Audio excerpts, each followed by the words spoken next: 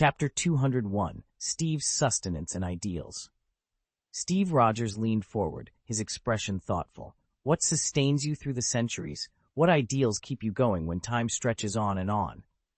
Damien paused a moment, then answered evenly. I want to master the Hulk's power, so I can live entirely on my own terms. Would you call that an ideal? Bruce Banner wasn't surprised. He'd already anticipated Damien's reply. Tony Stark and Thor Odinson had both remarked on how enigmatic and formidable Damien was. Your goal may seem modest, Banner said, but it's an ideal nonetheless.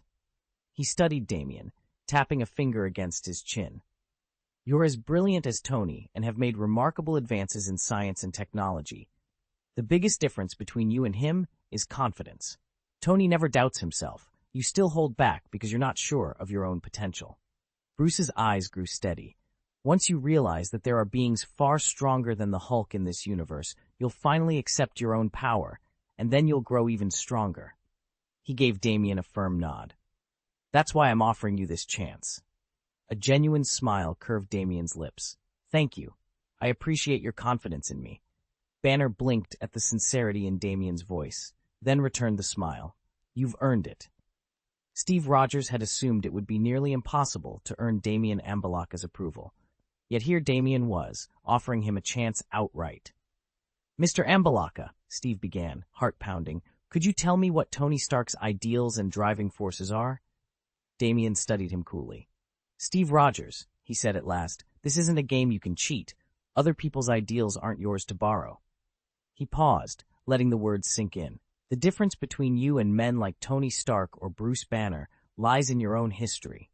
You were injected with the super soldier serum, frozen for decades, so you felt change only by hearing about it.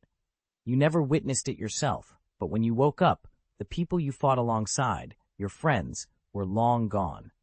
You know the cruelty of time now, how it separates you from the ones you love. Damien leaned forward. If I grant you my approval and blessing, you'll face that cruelty again and again. Loss after loss. So tell me, what are your ideals? What sustains you? Speak honestly. Follow your heart. Damien's eyes met Steve's, waiting. The moment of truth had arrived. Each day on Xandar, hopefuls flock to the Void Cult, hungry for the power it promises. Damien has watched them all, each propelled by different dreams. Some carry genuine convictions, praying with steadfast patience, enduring every trial until the Void finally grants its blessing. Others speak grandly of their ambitions, but falter the moment action is required, lacking the will to see their words through. Among these aspirants, Damien never doubts Steve Rogers' resolve. He knows Steve's heart is bound to justice, that he would move heaven and earth for his ideals. Yet even the Void's gift, a lifespan stretched far beyond natural limits, comes at a price. To endure century after century while loved ones age, fade, and die again and again, few could bear such relentless grief. Over time, Damien has learned to keep his heart at arm's length, avoiding bonds that might one day shatter it. But tonight, beneath Xandar's twin moons, he can no longer remain silent. If the Void can extend your life, he asked softly, could it save Paige as well? Could she live as long as you? For a heartbeat, Steve's eyes flicker with something unspoken. Then he meets Damien's gaze and offers the answer Damien has been longing to hear. Of course. Since I can extend someone's lifespan by more than 1,000 years, turning back the clock to their youth is nothing for me. Damien listened without a trace of surprise. He inclined his head slightly. So you could actually make someone young again? Bruce Banner's eyes widened. He'd always known Damien was powerful, more powerful than any of them, but he'd never imagined magic like his existed. Steve Rogers stepped forward, his expression grave. He'd been wrestling with this question for days. Finally, he found his voice. I've thought about it long and hard. I want the strength to protect what matters most to me, and the reason I keep pushing myself, training harder, facing danger, is because of Paige. I know it's a big ask, and I'm sorry if it's unreasonable, but would you grant Paige this blessing too? Steve had almost talked himself out of asking.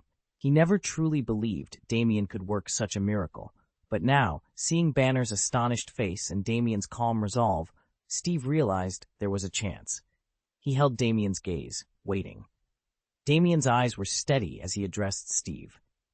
You and Peggy have been apart for decades, and she's long since lived out her mortal span. If you could restore her youth, her mind might not be the same, and you know how fickle hearts can be. Are you certain you want me to go through with this? Steve's shoulders sagged, the weight of years in his voice. I owe Peggy everything. I've dreamed of turning back time and spending every moment by her side, but I don't have that kind of power or the means to make it happen. Damien leaned back, folding his hands. Still, you're asking me to breathe life back into her, or even return her to youth. Steve met his gaze, resolve and nostalgia warring in his eyes. Yes, even if her personality shifts, as long as she's alive, she remains my anchor and the embodiment of the dreams we once shared. A hush settled over the room as Damien studied him. He saw the guilt etched in Steve's features, the regret of a life interrupted. Before the ice, he and Peggy had been on the brink of marriage. Her vows hung suspended in time.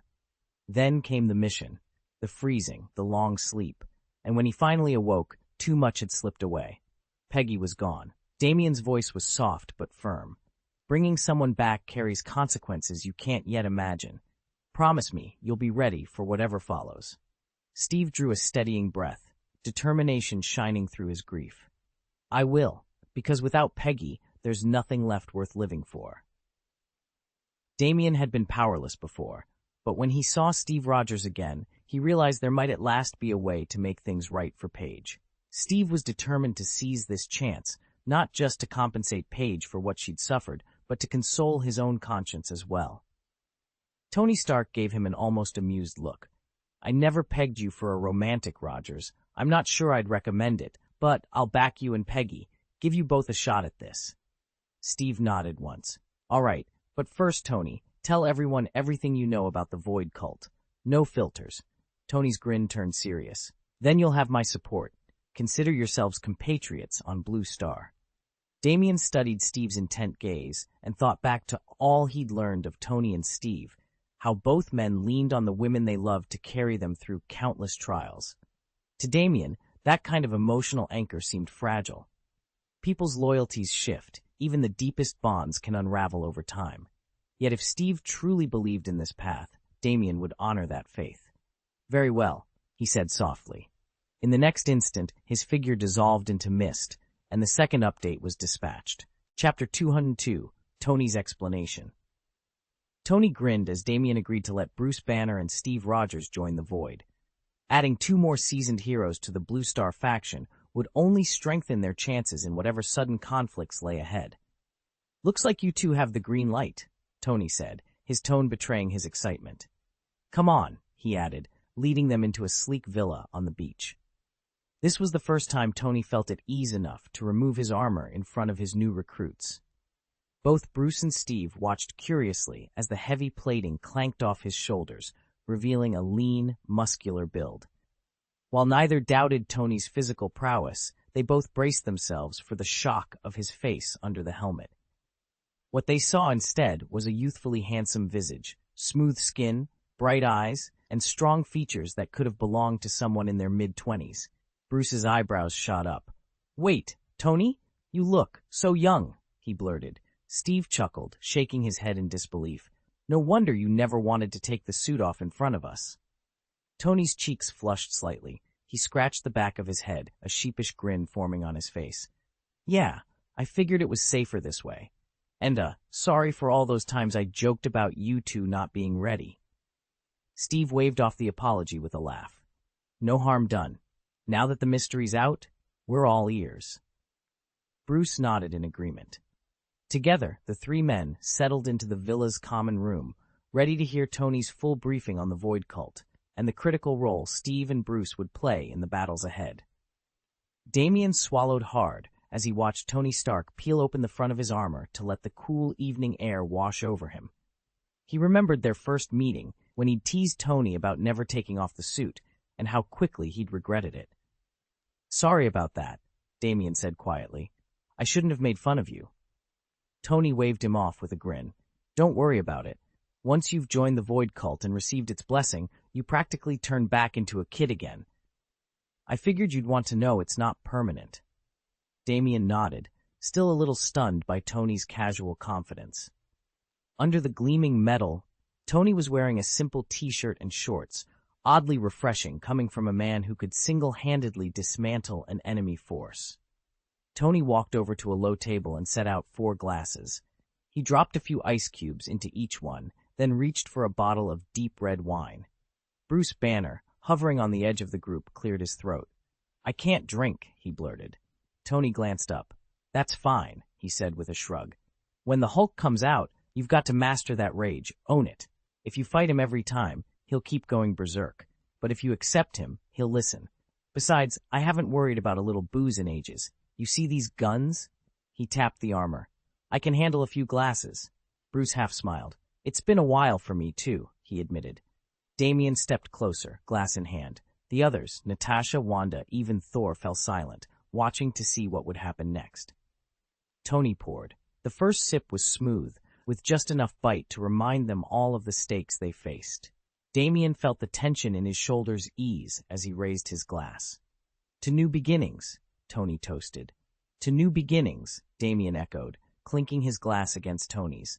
In that instant, he realized how far they'd come, and how much farther they still had to go together. Bruce Banner listened, visibly moved by Tony's words. After a moment's thought, he said, "I need to figure out how best to explain the Void God cult to Damien." Tony nodded. "Even though Damien's on Blue Star, the cult's headquarters isn't there. It's on a planet called Xandar, in a completely different universe. Before I came back to Blue Star over a year ago, the cult already numbered in the hundreds, and every member is impressively powerful." He poured himself a glass of wine and stepped out onto the balcony where the city lights stretched into the distance. Settling into a lounge chair, he inhaled slowly, savoring the wine's aroma. Then he took a sip and set the glass on the railing. "They're all strong," he said. "How strong?" "Well." Steve Rogers frowned, leaning forward. "Xandar is one of the great empires in the cosmos. They have the Nova Corps, a force famous galaxy-wide, and their technology is second to none. The various species on Xandar, before any of them fell under the cult's sway, had physical capabilities on par with yours, Stark." Tony glanced at him, amusement in his eyes. "So by that standard, I'm just a run-of-the-mill guy out there." Steve's jaw dropped.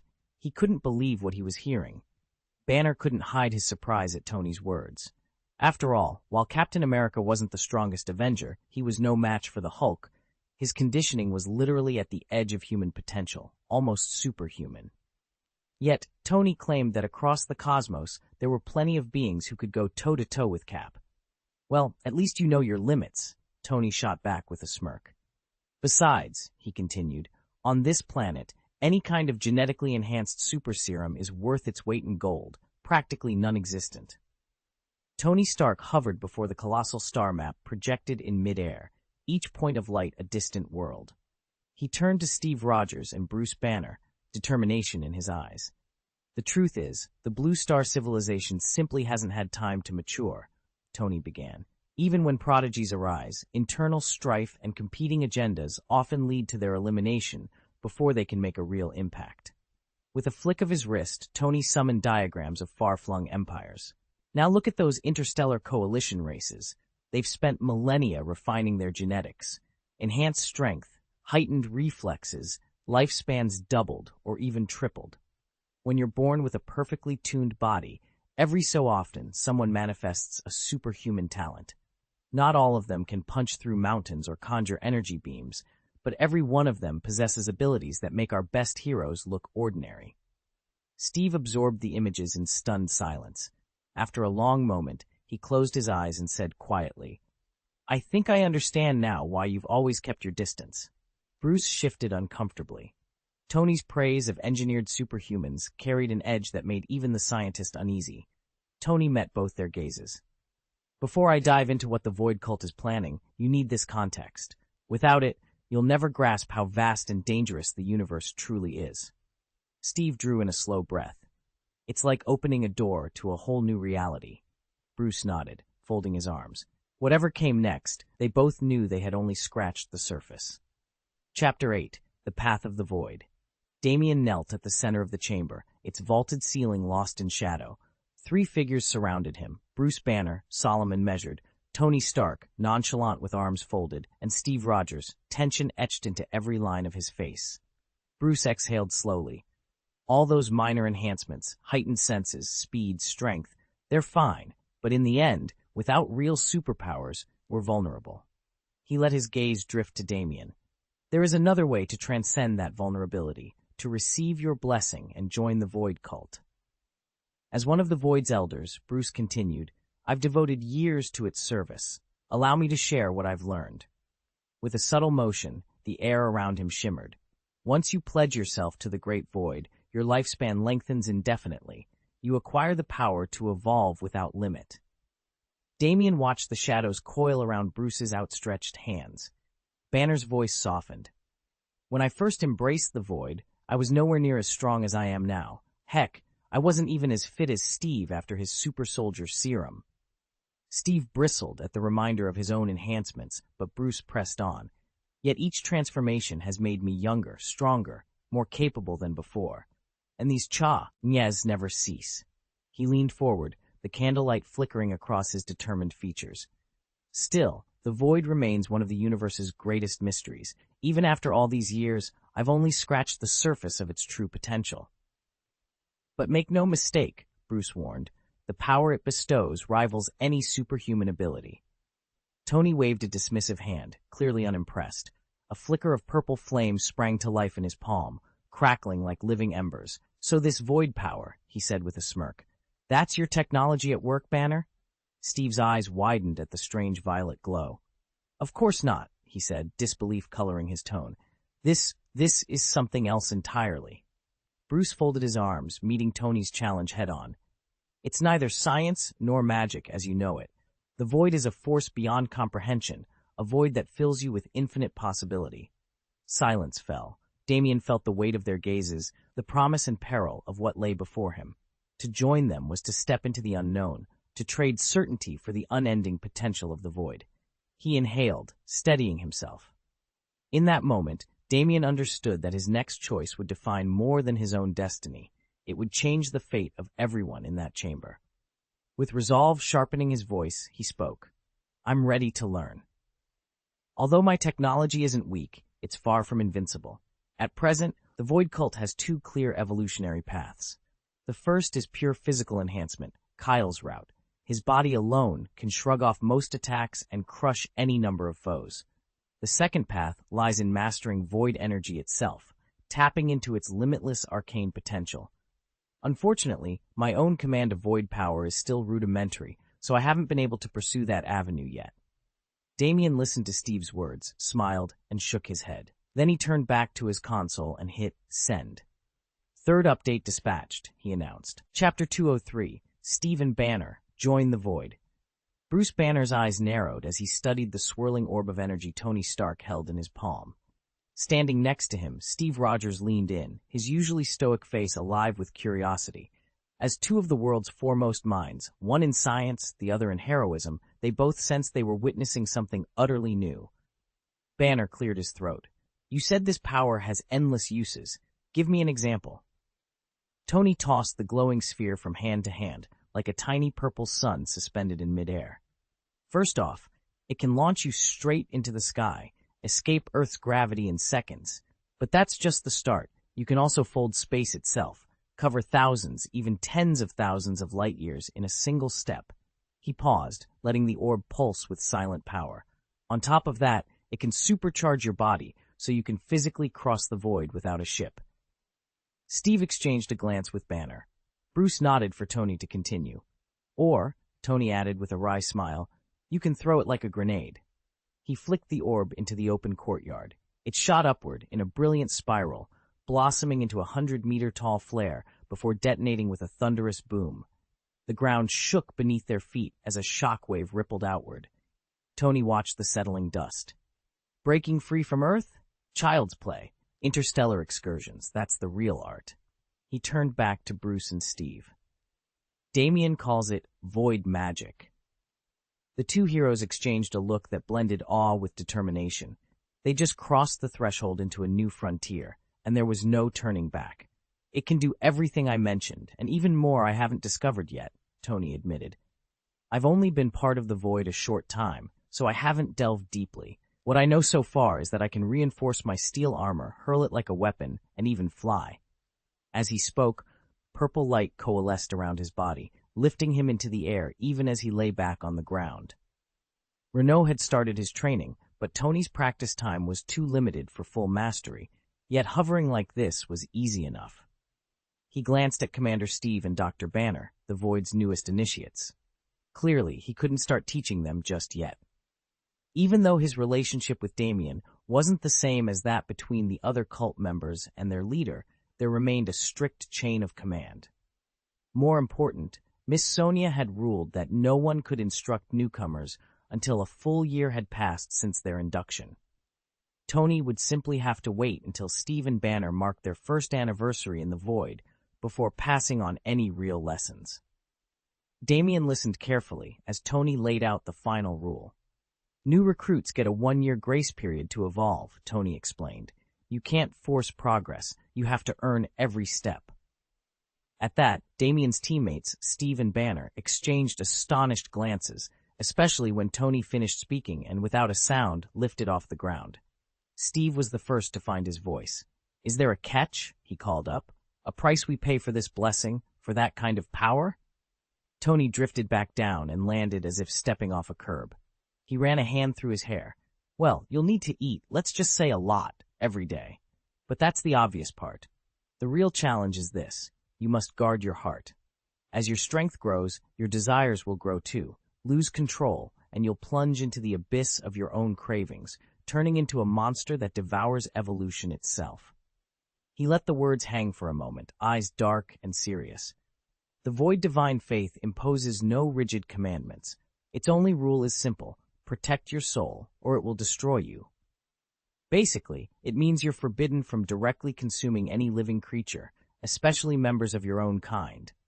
But honestly, the speaker continued, when you consider the limitless power you gain in return, these prohibitions are almost negligible. At that, Tony gently settled back onto his lounge chair, letting out a slow breath. And what happens if someone breaks these rules, if they fall into monstrosity?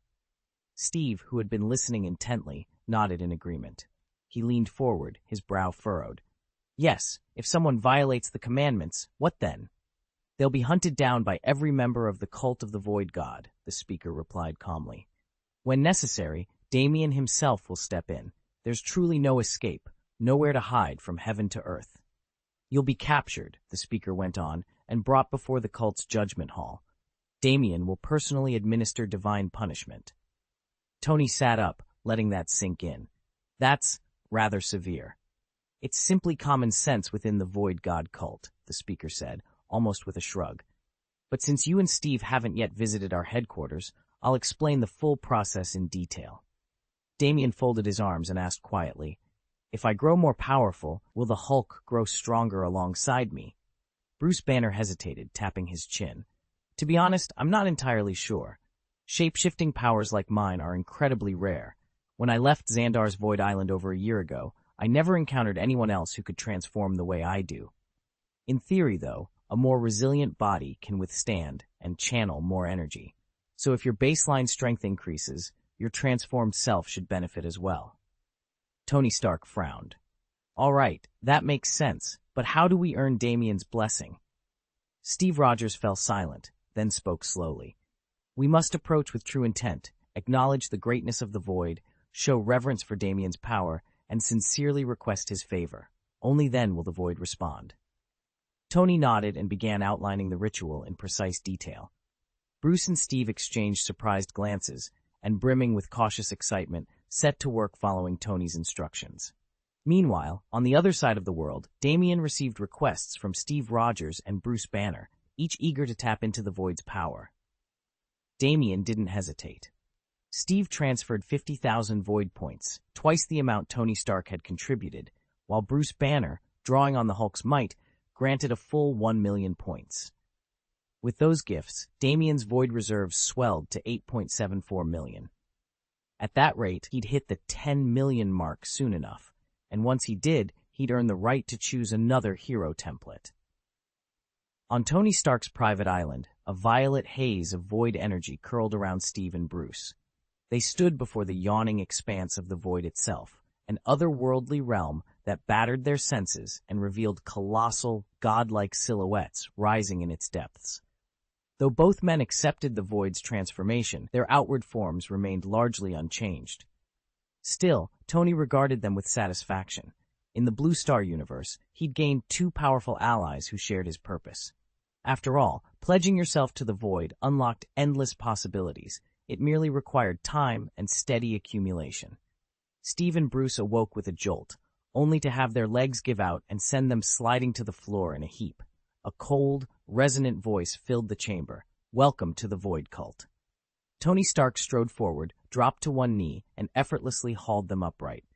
He offered a casual, reassuring grin, then glanced toward the looming silhouettes at the room's edge. "What are those things?" Bruce swallowed hard, eyes wide. "They aren't just monsters, they're void gods, ancient, transcendent beings older than our universe." Tony's smile faded as he followed Bruce's gaze. "One of them is inhabiting Damien's body." A soft chime echoed overhead. A holographic panel blinked into existence with a single line of text. "The fourth update has been delivered." Chapter 204. Staring at the blue star, Steve's voice cracked with disbelief. "One of them was Damien? How powerful is he?" Banner leaned forward, eyes bright with curiosity. Tony shook his head. "I honestly don't know his full strength. Whatever he is, it's far beyond anything we've faced." He traced a finger across the star-speckled viewport where the pale blue orb of Xandar hung in silence.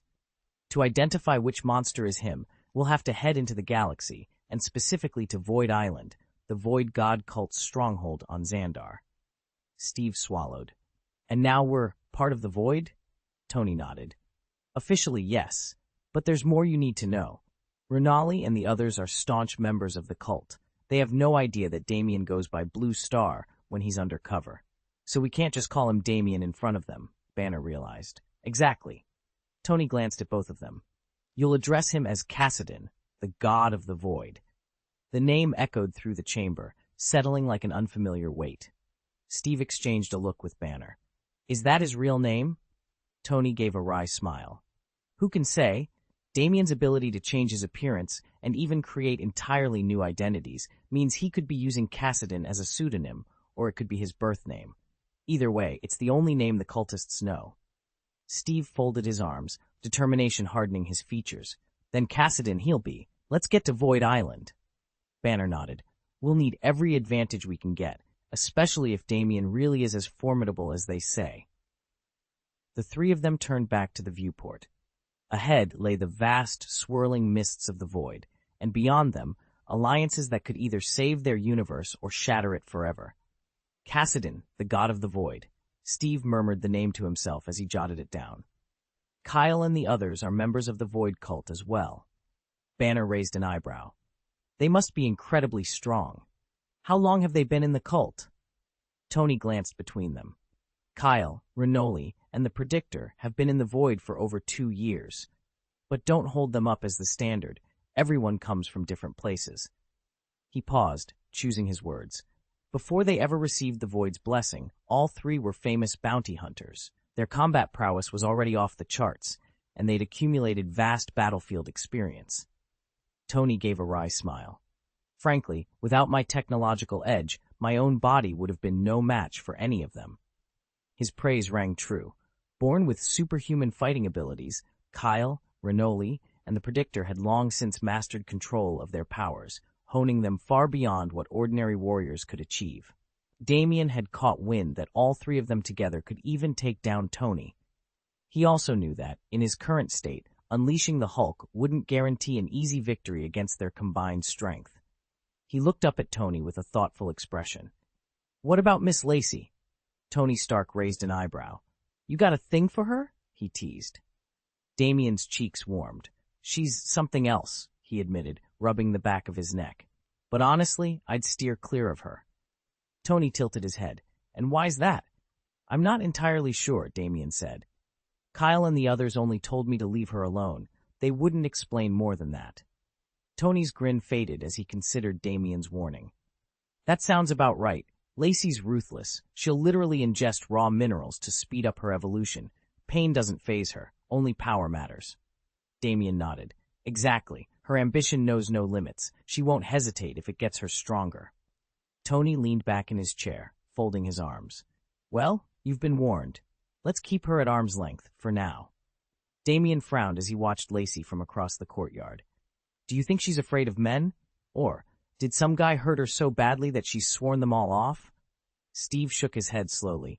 No, she shows no signs of rejecting men. If anything, she understands them far too well and seems to make them fall for her without even trying. Damien's brow furrowed deeper. That makes it even more confusing. You're worried too? Steve shrugged, a wary smile tugging at his lips. Honestly, I don't know what to make of her, but let's not overthink it.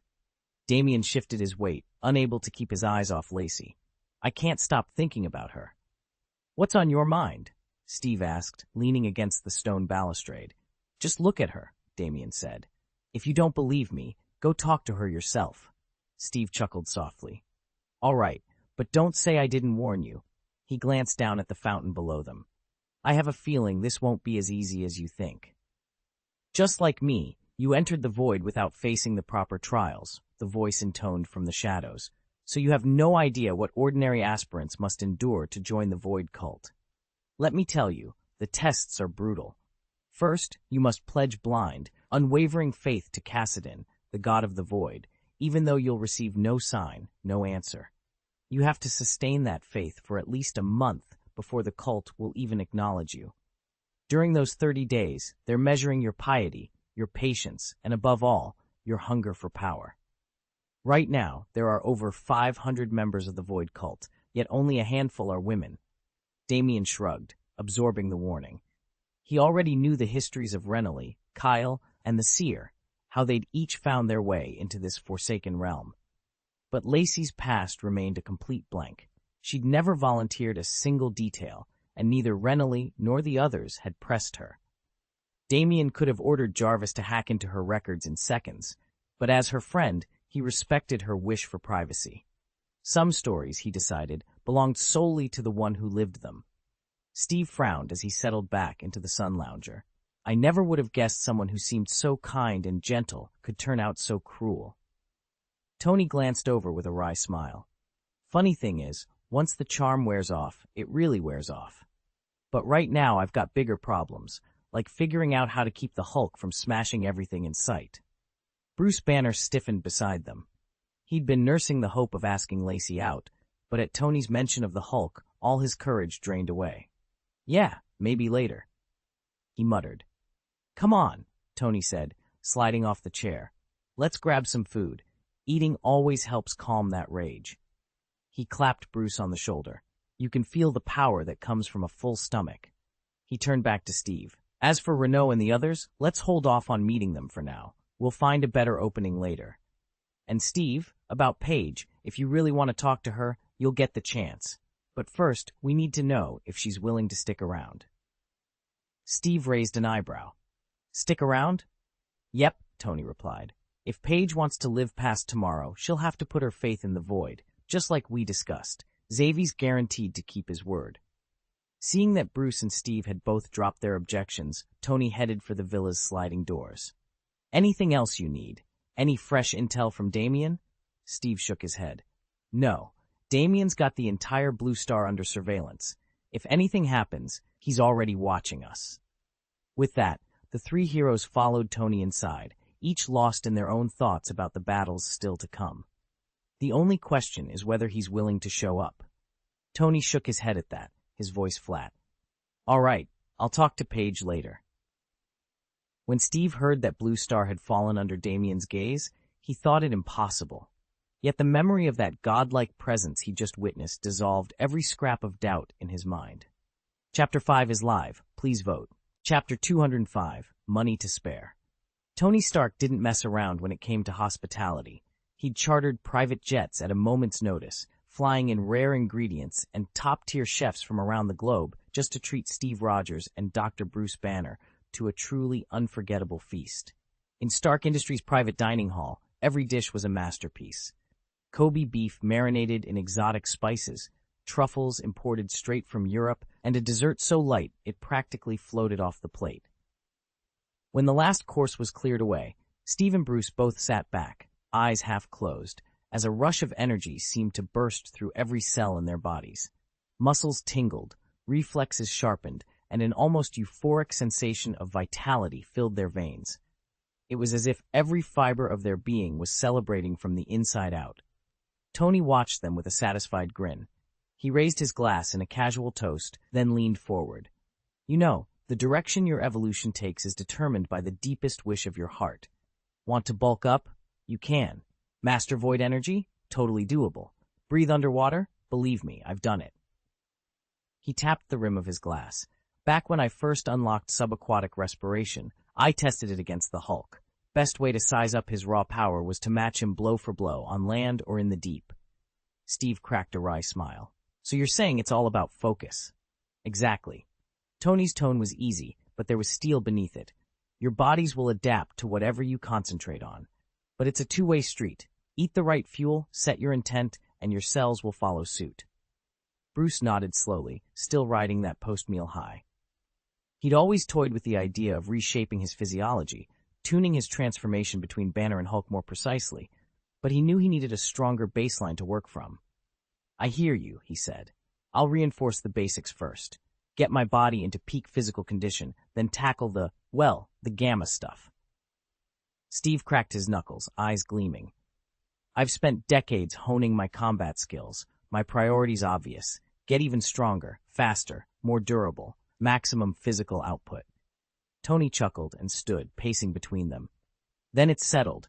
We'll calibrate your training regimens, adjust your genomes, and keep the culinary extravaganzas coming. Consider this an all-out assault on your human limits. He snapped his fingers. Instantly, 2 lab assistants appeared, ready to escort Steve and Bruce to the bioenhancement wing. As the 2 heroes rose, invigorated and determined, Tony paused at the door. Trust me, he said, thumbs hooked in his suit pockets. We're not exactly short on resources around here. With that, Steve and Bruce followed the assistants down the corridor, each man already picturing the next level of himself. Because in Tony Stark's world, money might not buy happiness, but it could definitely buy a whole lot of superhuman potential. Damien had discovered something simple but thrilling. Whenever he tapped into the Hulk's power, his body swelled into a terrifying form, but underneath it all, he was still just an ordinary man. As long as he could shift into that Hulk persona, even a bullet couldn't kill him. Yet who wouldn't want a stronger, more resilient body? No man ever complains about lack of fitness, after all. In these early stages, each evolutionary leap cost remarkably little energy. In fact, just attending Tony's banquet was enough to trigger 2 evolutions for both Damien and Steve. Steve's frame and features barely changed, but Damien could already see the fine lines on his face smoothing out. No wonder the teachings of the Void God faith are so few, he murmured. This post-evolution high is dangerously addictive. Standing before his mirror, Damien watched himself grow visibly younger. His hair was fuller, his skin tighter, and felt raw power thrum beneath his skin. He blinked back an unexpected surge of emotion. He'd just eaten a hearty meal, yet his appetite still roared for more. If he didn't rein in that Hun, he worried he really might turn into a monster one day. We don't know much about the Void yet, Damien began, his tone measured. Tony Stark leaned forward, folding his arms. That's true, but every teaching of the Void divine religion agrees on one point. The heart of the Void must remain pure, and it's absolutely essential that your own heart stays unchanged. To control the overwhelming emotions this evolution will bring, you need something solid, an unshakable belief, to anchor you. Back on Xandar's Void Island, Tony had spent most of his time buried in machinery, with little opportunity to teach. Now, with Steve Rogers and Bruce Banner joining later, he was indulging in the pleasures of mentorship. Steve regarded Damien thoughtfully. He finally understood why Damien's only questions had been about ideals and inner sustenance. Damien offered a small smile. I'm not in a hurry. I'll move at my own pace. Bruce Banner exchanged a look with Tony before speaking. There is one more concern. If your body starts to look younger, what then? You're a respected doctor, yes, but you're not as publicly visible as we are. Everyone recognizes me wherever I go. You're different. Damien frowned, considering the warning in Bruce's voice. The challenge was clear. He needed not only inner strength, but also a plan for the world's gaze if his appearance began to change. Most of the people who know you are from the scientific community, Tony said, folding his arms. Scientists tend to be homebodies. They'd rather stay in the lab than mingle with the outside world. He paused, then added, I've already asked Jarvis to set you up with a false identity. You could don a simple disguise and move around freely. Better yet, assume an entirely new identity. No one would suspect a thing. You'd feel so much more relaxed. Tony's voice held a note of envy. Sounds like it could work, right? Damien ran a hand through his hair. Before I worry about new IDs, I need to get my situation under control. He met Tony's gaze steadily.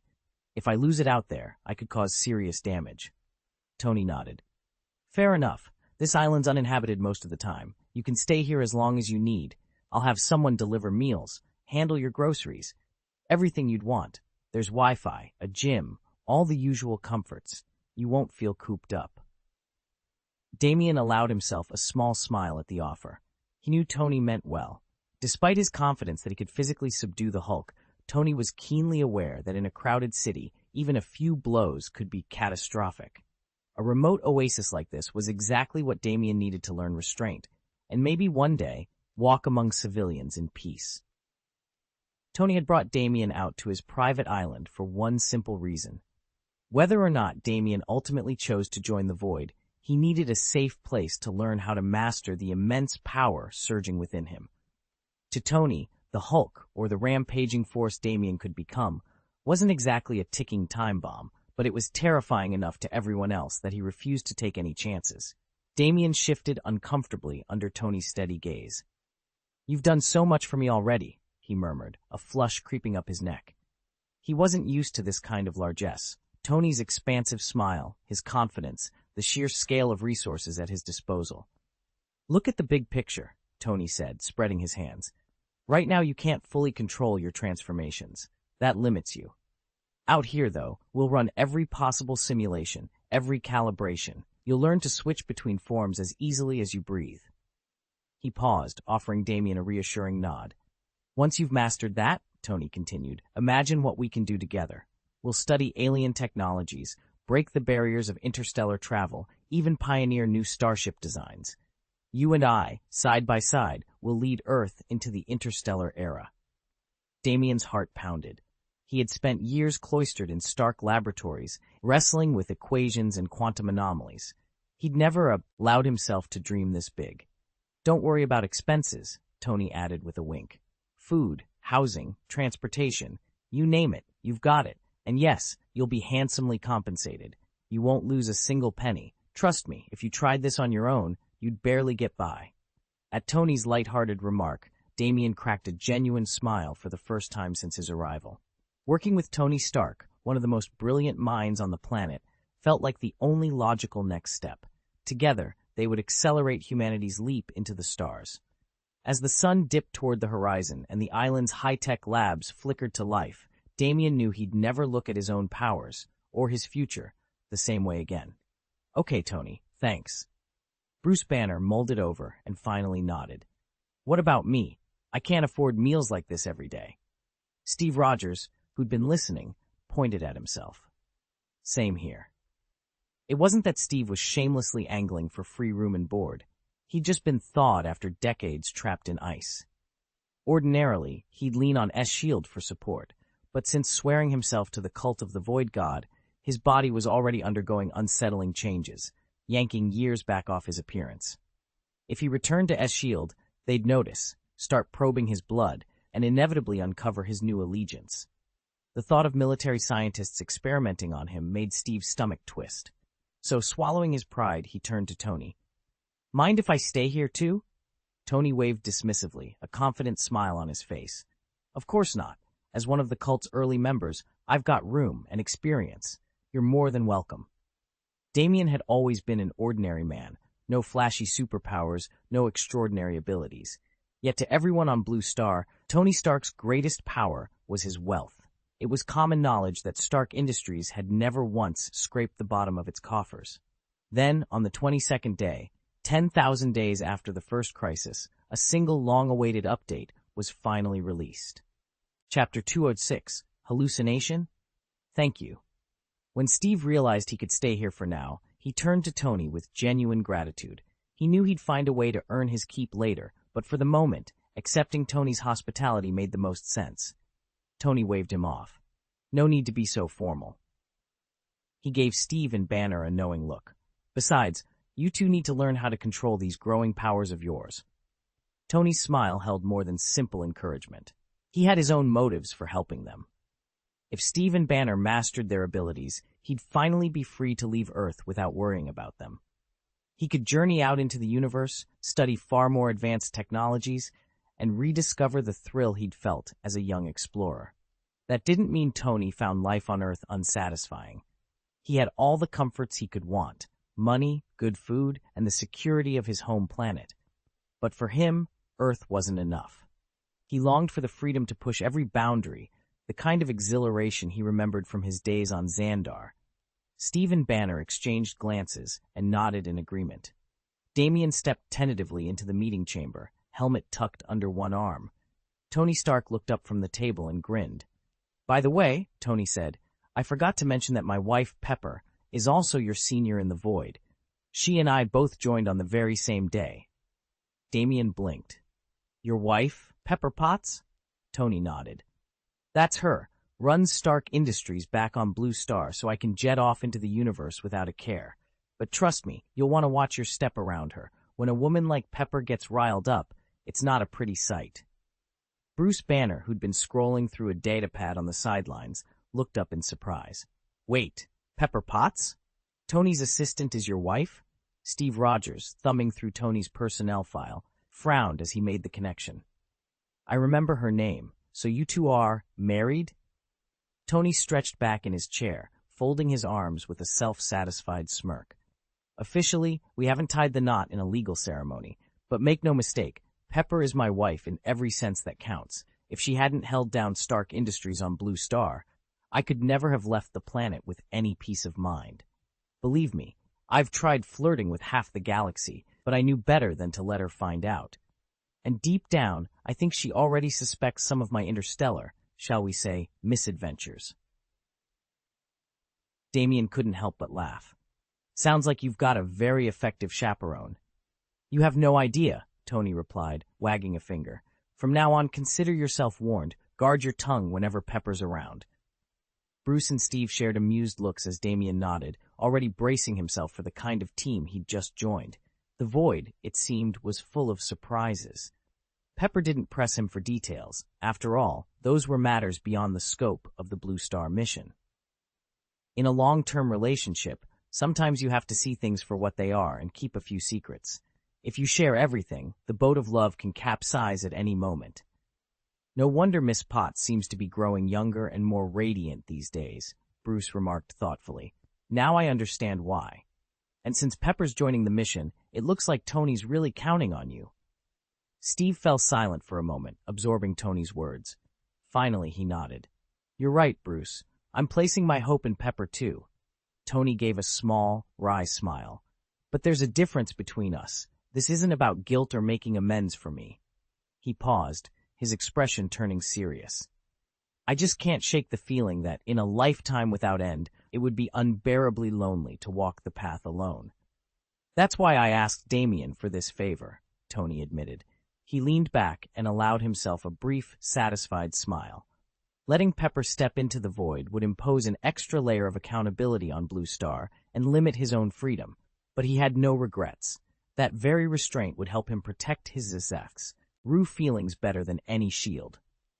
In the Blue Star dimension, Damien had learned to master his most primal urges so thoroughly that even his all-consuming desires lay dormant. When Steve Rogers and Bruce Banner heard of this rare discipline, they peppered Tony Stark with questions, hungry for more details. A few days later, Steve took a helicopter back to New York to find Peggy Carter. Though his request struck Peggy as odd, she immediately noticed something astonishing. Steve himself looked decades younger than when he'd last seen her. Placing her faith in his judgment, she agreed to follow every instruction he gave. Soon after, Damien appeared before Peggy, and recognizing her steadfast spirit, poured a surge of life energy into her.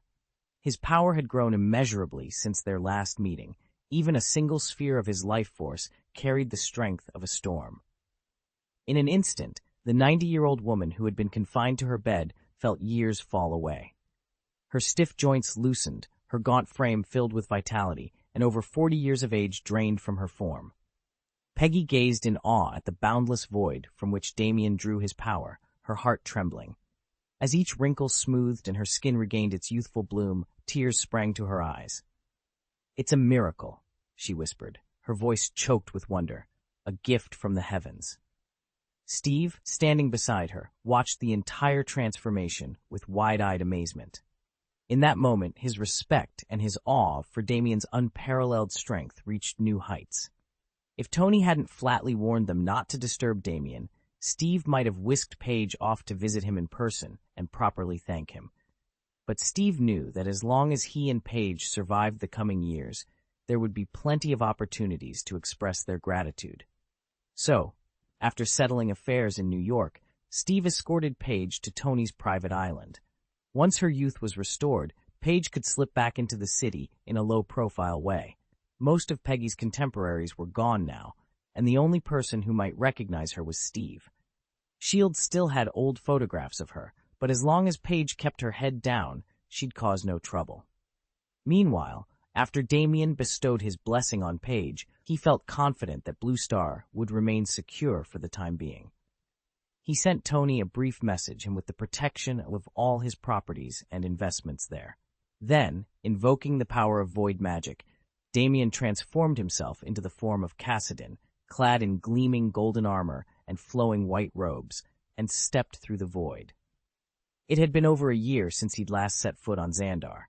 Now, in mere moments, he would be back to see what had changed. Damien returned to Xandar once more, landing directly on Void Island. No sooner had he crossed the threshold of the villa than he caught the distant echo of a heavy blow and a low, animalistic roar. Intrigued, he followed the sound down a spiral staircase to the third underground level. There, concealed behind reinforced steel walls, lay a secret training arena easily 2,000 square meters in size, and every inch of it was in use. In the center of the cavernous hall, a lithe figure darted back and forth in a form-fitting training suit that left little to the imagination. Each strike she delivered, fist, elbow, knee, foot, hammered into a massive, featureless slab of unknown metal. Crimson welts and spatter marked her knuckles and shins, yet her brow remained smooth, her breath steady, as though she thrived on the pain. Damien paused, impressed despite himself. He'd never doubted Sonia's talents or her resolve. It was her determination, not superhuman strength, that had always earned his respect. Yet seeing her push herself this hard made him admire her all the more. With a resounding clang, Sonia unleashed another punch. Her body recoiled in midair, and in that instant, she caught sight of someone entering the arena. Clad in gleaming golden armor, a white robe billowing behind him, and a featureless mask of Bernie, shed gold, the stranger paused at the edge of the training floor. The sudden appearance of this mysterious figure stopped her blow, and everything else cold. Damien watched in stunned silence as Sonia's movements faltered for a heartbeat. Then a soft violet light bloomed around her, lifting her clean off the ground. Before his eyes, her wounds began knitting themselves shut, the dark red of dried blood curling into wisps of smoke and vanishing on contact with the radiance. "The gaps between our link, they're widening," Sonia murmured, voice taut with confusion. Damien could scarcely believe what he was seeing. Even the air around her seemed to tremble with power. Through squinted eyes, Sonia caught sight of a lone figure beyond them, Mr. Cassidin, standing motionless in the shadows. She rubbed her temple and whispered under her breath, "Second update dispatched." As the last echoes of her words faded, Damien realized anew that nothing about this night or Sonia's abilities would ever be the same. Chapter 207, Sonia's Plan, but hallucinations would do too. Sonia stared at Damien standing in the dim light. Her heart pounded so fiercely she thought it might burst. She took a hesitant step forward, lips moving as if to speak, and almost without thinking, reached out to touch the smooth surface of his mask. "An entity," she whispered, breathless. The cool hardness beneath her fingertips confirmed it. He was real. Her mind reeled as she looked up into his eyes. Damien's first reaction was disbelief, Surely this was another trick of her exhausted mind. He lifted a hand to his own mask, fingers brushing the spot where hers had rested, as if to convince himself this encounter wasn't a mirage. The Void God cult's scrutiny had grown more severe with each audit. He hadn't allowed himself more than a single, tightly scheduled visit every 3 months. Yet here he was again, dangerously close to breaking the rules. "Sonia," he said at last, his voice calm and steady behind the mask, "go clean up and make breakfast for me." The ordinary command snapped her back to reality. Sonia's cheeks flared red. She stumbled backward, her hands clenching into fists at her sides. "Mr. Cassadine," she stammered, voice wavering, "I'll have it ready in just a moment." She turned on her heel and hurried away, mortified at how exposed she felt. Damien watched her go, his expression hidden, leaving only the echo of unspoken questions in the silent air. "Take your time," Damien called over his shoulder, offering Sonia an easy smile. She flushed, gaze dropping to the floor, something he rarely saw. He gave her a casual nod and stepped into the swirling void. Once the portal sealed shut, Sonia pressed a hand to her cheeks. "I'm so mortified. I actually let Mr. Cassadine see me like that," she murmured to the empty chamber. The faint hum of the black hole reminded her that Damien truly had returned. Her heart pounded at the memory of how flustered she'd been, but duty took precedence over embarrassment. She inhaled deeply to steady herself, then gathered her things and made her way out of the underground training arena. Back in her quarters, Sonia took a quick shower and changed into a fresh uniform. She smoothed her hair one last time, and within half an hour, reappeared carrying plates piled high with steaming food. "Mr. Cassadine, welcome back," she said, bowing slightly as she arranged the dishes on the low table. "Please forgive any shortcomings." Damien shrugged off her nervousness with a warm grin. "You've managed Void Island perfectly in my absence. Don't concern yourself with every little detail." Sonia's blush deepened at the praise, but she offered him a small, relieved smile. Damien knew just how meticulous she was. Without reassurance, she'd dwell on every minor mistake. "Thank you, Mr. Cassadine," she replied softly, though her heart still raced. Damien settled down to sample her cooking as the room filled with the aromas of spiced broth, tender meats, and sautéed vegetables, an inviting welcome home she hoped would soothe them both. Damien paused mid-bite as Mr. Cassadine cleared his throat. Sonia, visibly relieved by Cassadine's patience, slipped back to the side of the room. Damien frowned up at them both. Sonia kept stealing glances at him, obviously torn between nosiness and respect, until Cassadine finally said, "If there's anything you'd like to know, feel free to ask." Damien set down his fork. "Sir," he said, "has something happened on Blue Star?" Cassadine tipped his head. "I've heard that Tony Stark has called in Renali and several others for assistance." At that, Sonia couldn't hold back. "Mr. Cassadine, I thought your relationship with Tony was more like friends than, well, a religious devotee and his god?" Cassadine offered her a wry smile. "Tony isn't a deity to us. He's a true partner. He has invested heavily in Void Island, funding everything from our research labs to our defense systems." Sonia leaned forward. "Then why is he sending help to Blue Star now?" Cassadine's expression grew serious. "Blue Star's civilization hasn't yet entered the interstellar age. They simply don't have the technology or military strength to repel a large-scale assault. The Chitauri have launched an offensive, and Tony didn't want to stand by and watch them get overwhelmed." Damien picked up his fork again and tasted the dish before him. Rich, savory, and excellent. He lifted his eyes to Cassadine. "So that's why he reached out to Renali's squadron, to shore up their defenses." "Exactly," Cassadine replied. He folded his hands on the table. "Tony's generosity has always been our great advantage. Now, that same generosity is extending beyond Void Island to protect an entire world."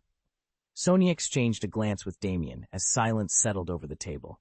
Outside, the fate of Blue Star and the strength of their unlikely alliance hung in the balance. Sonia's brow furrowed as she stared at the reports. How could the Chitauri dare attack Blue Star?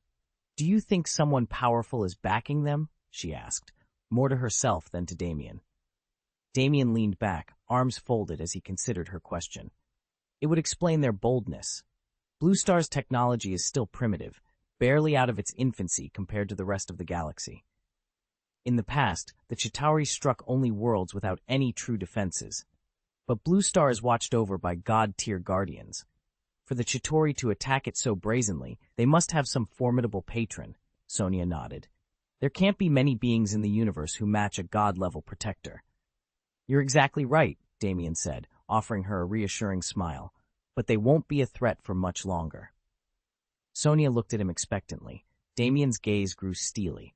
In just a few days, Mr. Cassidon will return, and once he's here, our old friends from the Chitauri Coalition will find out exactly why they should never underestimate Blue Star's guardians. Sonia, you're planning to stay on Xandar longer this time? Cassidon asked. Sonia had been lost in thought, puzzling over who might be pulling the strings behind the Chitauri's operations.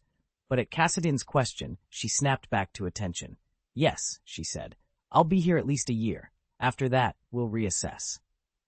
Damien glanced at Sonia's brightening expression and nodded.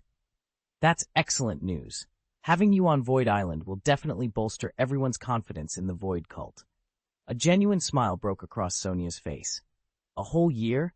That's fantastic. So, what's the situation on Void Island right now? Cassidon leaned back and tapped a small device. Since you didn't leave any specific orders and told me to handle the finances, I took the liberty of acquiring all 27 islands in that archipelago near Falling Star Harbor. Because, Sonia began. Before she could finish, Cassidon activated a hollow projector between them.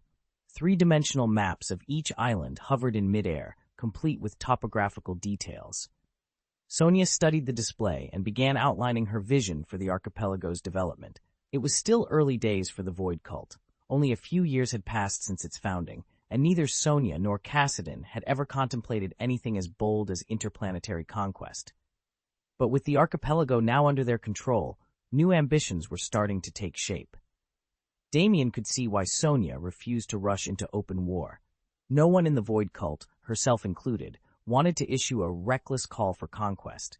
They simply weren't strong enough to topple the universe's great powers, Asgard, Olympus, the Xandar Empire, the Kree Empire, in a matter of months. Instead, Sonia invoked the lesson behind every skyscraper. You build upward one floor at a time. Her plan was to expand their holdings slowly, carefully weaving new worlds into the cult's domain. This was more than ambition, it was a necessity. Void cult members consumed prodigious amounts of food every day. Even when individuals fanned out to distant planets, they always returned to Void Island, and with every return came another ravenous demand for provisions. By claiming and developing more territory, they could establish farms and breeding programs to feed themselves. True power, Sonia insisted, would come from creating a self-sustaining cycle of production and consumption. Raiding other civilizations might score the occasional cache of weapons or grain, but perpetual plunder was no path to lasting greatness. If the Void cult was to rise and rival the established empires, it would have to grow from within. Chapter title, Too Much Plundering. Let's not waste time worrying about the cult of the Void, God's reputation. That's a problem for another day. The real danger lies in how easily this faith breeds its own darkness. Before long, its followers lose all trace of humanity and become nothing more than monsters, driven to burn, kill, loot, and devour without mercy. System Notice Update Number 3 dispatched. Chapter 208, Such a Waste of Resources? Damien listened patiently to Sonia's explanation as he ate. He'd never been sure how to grow his fledgling organization, the Void God Cult, into something truly powerful. His strength came from drawing followers into the Void's threshold. Every time he bestowed a blessing, he absorbed a portion of Void energy to feed his own power. But in the months since founding the cult, Damien had learned that crowning himself the god of the Void would be far from simple. His followers weren't like the worshippers of the Blue Star. Even without a divine response, they kept praying, content simply by feeling a connection to their god. And then there was the matter of his recruits' ambitions. The Void cult attracted restless souls. If left unchecked, any one of them could seize a backward planet and crown themselves its ruler. Yet after experiencing the comforts and advanced technology of Xandar, most of them lost interest in conquering primitive worlds. It wasn't that such conquests were impossible. It was simply that, by comparison, they seemed utterly pointless. Across the galaxy, the variety of intelligent life never ceases to amaze and sometimes unsettle human explorers. Some races look insectoid, others more like living sculptures of metal and light. Just as alien are their currencies, a civilization cut off from the interstellar exchange finds its money worthless beyond its own star system. Damien understood this all too well. He hadn't been the richest man on Blue Star, but he'd had enough credits to live comfortably. Here in the wider universe, those credits were as good as glowing paper. Tony, Damien's old friend, faced the same brutal truth. No matter how vast your fortune on Blue Star, you start from scratch once you cross the void. That said, none of them would resort to old-fashioned violence, raiding cities, pillaging starships, or kidnapping civilians. Why bother? The universe teemed with potential partners. Humanoids, androids, bioengineered companions, each with its own price tag. With enough credits, intimacy was just another transaction. Fortunately, every member of the Void cult brought a unique skill set. There were countless legal and not-so-legal ways to generate income. Sonia laid out her blueprint in meticulous detail. "Our plan is solid," she said, "but we don't need to hire every operation out to outsiders. We can and should task our own cult members with most of the work. Let's keep control in-house and only call in external contractors when absolutely necessary." Damien listened closely, weighing her words. After a moment, he nodded. "You're right," he replied. "Our people know the risks and the stakes better than anyone else. Let's handle as much as we can ourselves. If we need outside help, we'll bring them in on our terms." With that decision made, the Void cult's new venture was officially underway, an enterprise that promised wealth, influence, and perhaps a measure of the stability they'd lost when they first crossed the Void. Damien paused, studying the flickering hologram before him. "I've considered that," he admitted. "But right now, the Void God cult hasn't fully established its power. We don't offer anything truly unique to draw new followers in. At this pace, it'll be at least 10 years before we can formally found the order." Sonia tapped the projection with a decisive twist of her wrist. "True, we aren't distinctive yet, but we do have something valuable: resources. Wealth and status speak louder than doctrine to most people. Offer better compensation, richer rewards, let them join us willingly." She expanded the display, revealing a list of agents. "Besides, we already have members capable of tackling bounty missions head-on. With the right incentives, they'll take these jobs without hesitation. Most of the Void cult's operatives will eventually finish their bounty missions, and inevitably, a handful will find themselves with nothing to do. In fact, many cult members, recruited for their exceptional physical prowess, already take on outside work whenever they can. If they're free to earn money for other employers, they can just as easily earn it for the cult. And since they're also quite resourceful, they could use their wages to purchase or develop new production technologies. As long as the offspring they breed hit our performance benchmarks, we don't need to concern ourselves with the specifics of how they're raised." Damien listened carefully, then turned to Cassidon. "Your proposal really would establish a self-sustaining loop on Void Island right from the start," he said, "but we'll need to involve Tony. Bringing this plan to life won't be cheap." Sonia raised an eyebrow. She quickly ran some numbers on her tablet. "All right," she said, "what's our current annual revenue on Void Island?" Damien tapped the screen, bringing up the latest figures. After the expansion, Tony's gravity generators have been selling like hotcakes. We're looking at about 12.8 billion credits per year in revenue. Last year's New Year's pilgrimage alone brought in 1.8 billion, Sonia announced, tapping the report in her hands. Damien leaned forward as she continued. "That pushes our total annual revenue to 14.6 billion. She slid the pages across the polished wood of Mr. Cassidon's desk. "Isn't that already impressive?" she asked, her tone a mix of pride and anticipation. Damien studied the figures, nearly 15 billion in a single year, far more than he dared hope. He met Sonia's gaze and allowed himself a small, satisfied smile.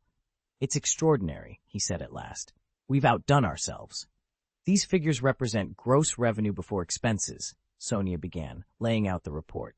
"Last year, we acquired 24 small islands at an average cost of 310 million each, a total of 7.44 billion, establishing reliable inbound and outbound routes on every island, requires $4 million annually, so we budgeted another $100 million for that.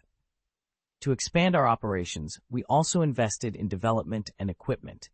3 islands received major upgrades last year, at roughly $100 million apiece. Then there's Void Island, our largest installation, which consumes vast quantities of provisions every day.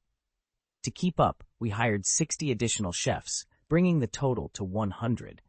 Although we offset part of their salaries by charging members for meals, and our prices remain only marginally above cost, we still subsidize about $100 million per year for ingredients alone. Taken together, these outlays amount to $79 billion. Sonia paused, then opened her ledger. Carefully, she began tabulating the expenses for Damien. Damien leaned forward as Sonia tapped through her presentation on the tablet. Last year, our net earnings were $6.7 billion, she began. And in the first half of this year, we've already generated another $6 billion in revenue. She swiped to the next slide.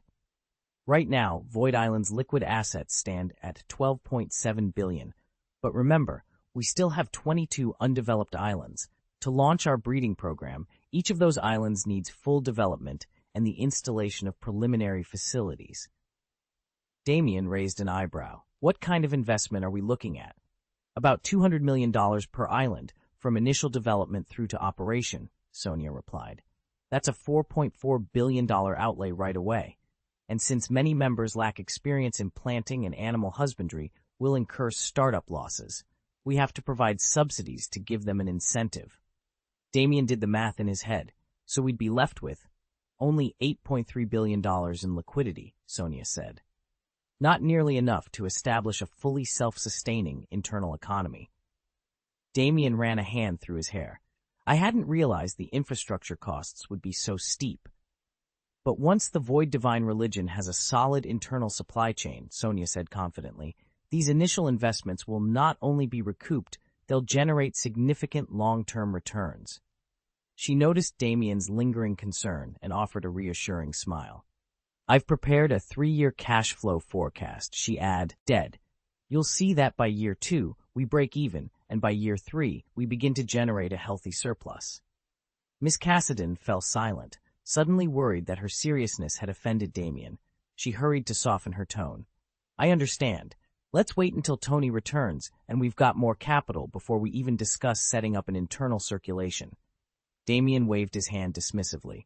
Fine, we'll put the large-scale breeding plan on hold for now. With that settled, they sent out the 4th update, Chapter 209, Words That Can Be Misinterpreted. Mr. Cassidy, please don't be so discouraged, Sonia said softly. Under our original timetable, if Mr. Tony never returns, the secondary phase of my plan takes effect in 10 years. But if Tony does come back to Void Island, bringing new technology and fresh investment, we can accelerate that schedule significantly. Cassidy's posture went slack. Realizing how pointed her analysis had been, Sonia hurried to soften her tone and offered a comforting hand on his shoulder. Damien watched the exchange calmly. He wasn't surprised by Sonia's pragmatism. He'd simply failed to appreciate how much capital it would take to cement his influence on Void Island. Clearing his throat, he turned to Sonia with genuine gratitude. Thank you for stepping in, Sonia. I really appreciate it. Cassidy looked up, startled. Damien, why bring this up now? He asked, his voice betraying a sudden vulnerability. Sonia's confident mask slipped. Her eyes darted away, and her cheeks tinged pink. I only meant that as long as the Void God sect handles operations, I'll sleep easier, she murmured. Damien heard this and spoke. It wasn't hard for Damien to found the Void God cult. He'd always had a knack for rallying people to a cause. What he lacked was the patience and know-how to nurture that fledgling movement into something lasting. That's why he'd entrusted everything to Sonia back when the cult was little more than a handful of believers. In just over a year, she'd not only maintained order, but also charted a clear path for future growth. All that remained was to see her plans through, step by careful step. Knowing the organization was in such capable hands lifted a tremendous weight from Damien's shoulders. Sonia hadn't expected this conversation at all. They hadn't laid eyes on each other for more than a year, and yet Damien had picked up right where they'd left off, as if time hadn't passed. When he spoke, his tone held a depth of meaning she hadn't anticipated. The first time she heard it, her heart had lurched in her chest. Now, as his words settled around her once more, her initial shock gave way to a wry helplessness. "Damien," she said, keeping her voice steady despite the rush of emotions beneath the surface. "You've shown me so much trust. I promise you won't regret it." She offered him a warm, confident smile. On the inside, though, her mind was racing. After all they'd been through together, she knew Damien well enough to suspect this was only the beginning of his surprises.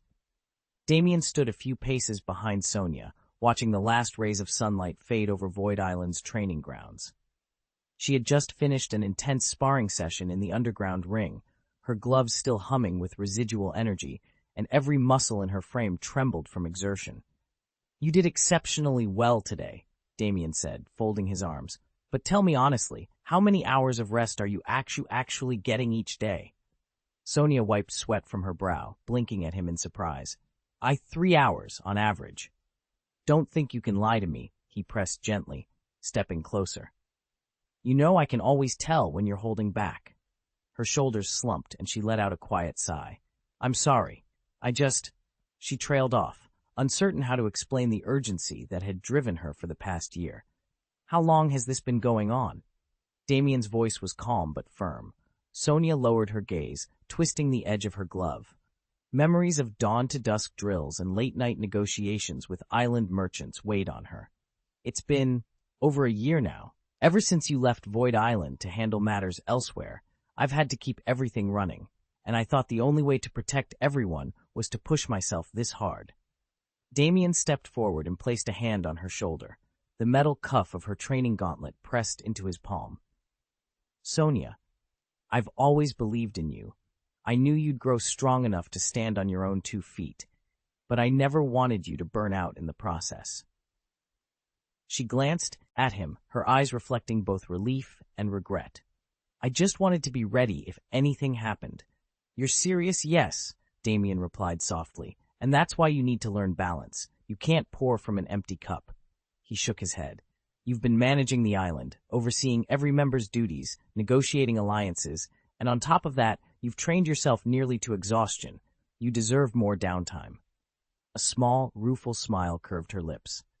"I know. I thought if I rested, I'd be letting everyone down. You'd be letting them down even more if you collapsed from overwork." Damien helped her stretch her shoulders. "Promise me you'll take better care of yourself, get proper sleep, eat well, and stop pushing past your limits." Sonia lifted her chin, meeting his steady gaze. "I promise. From now on, I'll aim for 6 hours at least, and I'll ask for help when I need it." Damien nodded, relief washing over his face. Together, they walked out of the underground arena into the cooling evening air, determined that Sonia's strength would be built on more than just raw stamina. It would be sustained by wisdom and rest as well. Damien watched Sonia with a mixture of admiration and concern. She had been relentless in her training, more than anyone should have to be, and he worried she was driving herself past the breaking point. "I appreciate your determination," he said gently, "but you're pushing yourself too hard." Sonia's shoulders dropped, and she tucked a stray lock of hair behind her ear. "I didn't know what else to do," she murmured. He took a step closer. "I can't just appear on demand. You deserve a moment to breathe." She glanced up, her eyes glistening. "You're right," she whispered. She swallowed hard. "But I need this, not just for the others in the Void God religion, but for us, to make sure the Order can stand on its own. I want us to be powerful enough that no one has to watch our every move. Then you won't be able to leave me behind, blaming me for tending Void Island." Damien's expression softened. He understood the weight of her ambition. The long nights spent charting every step, the sleepless hours planning how to reach her goal as quickly as possible, and he knew she didn't have to prove her worth this way.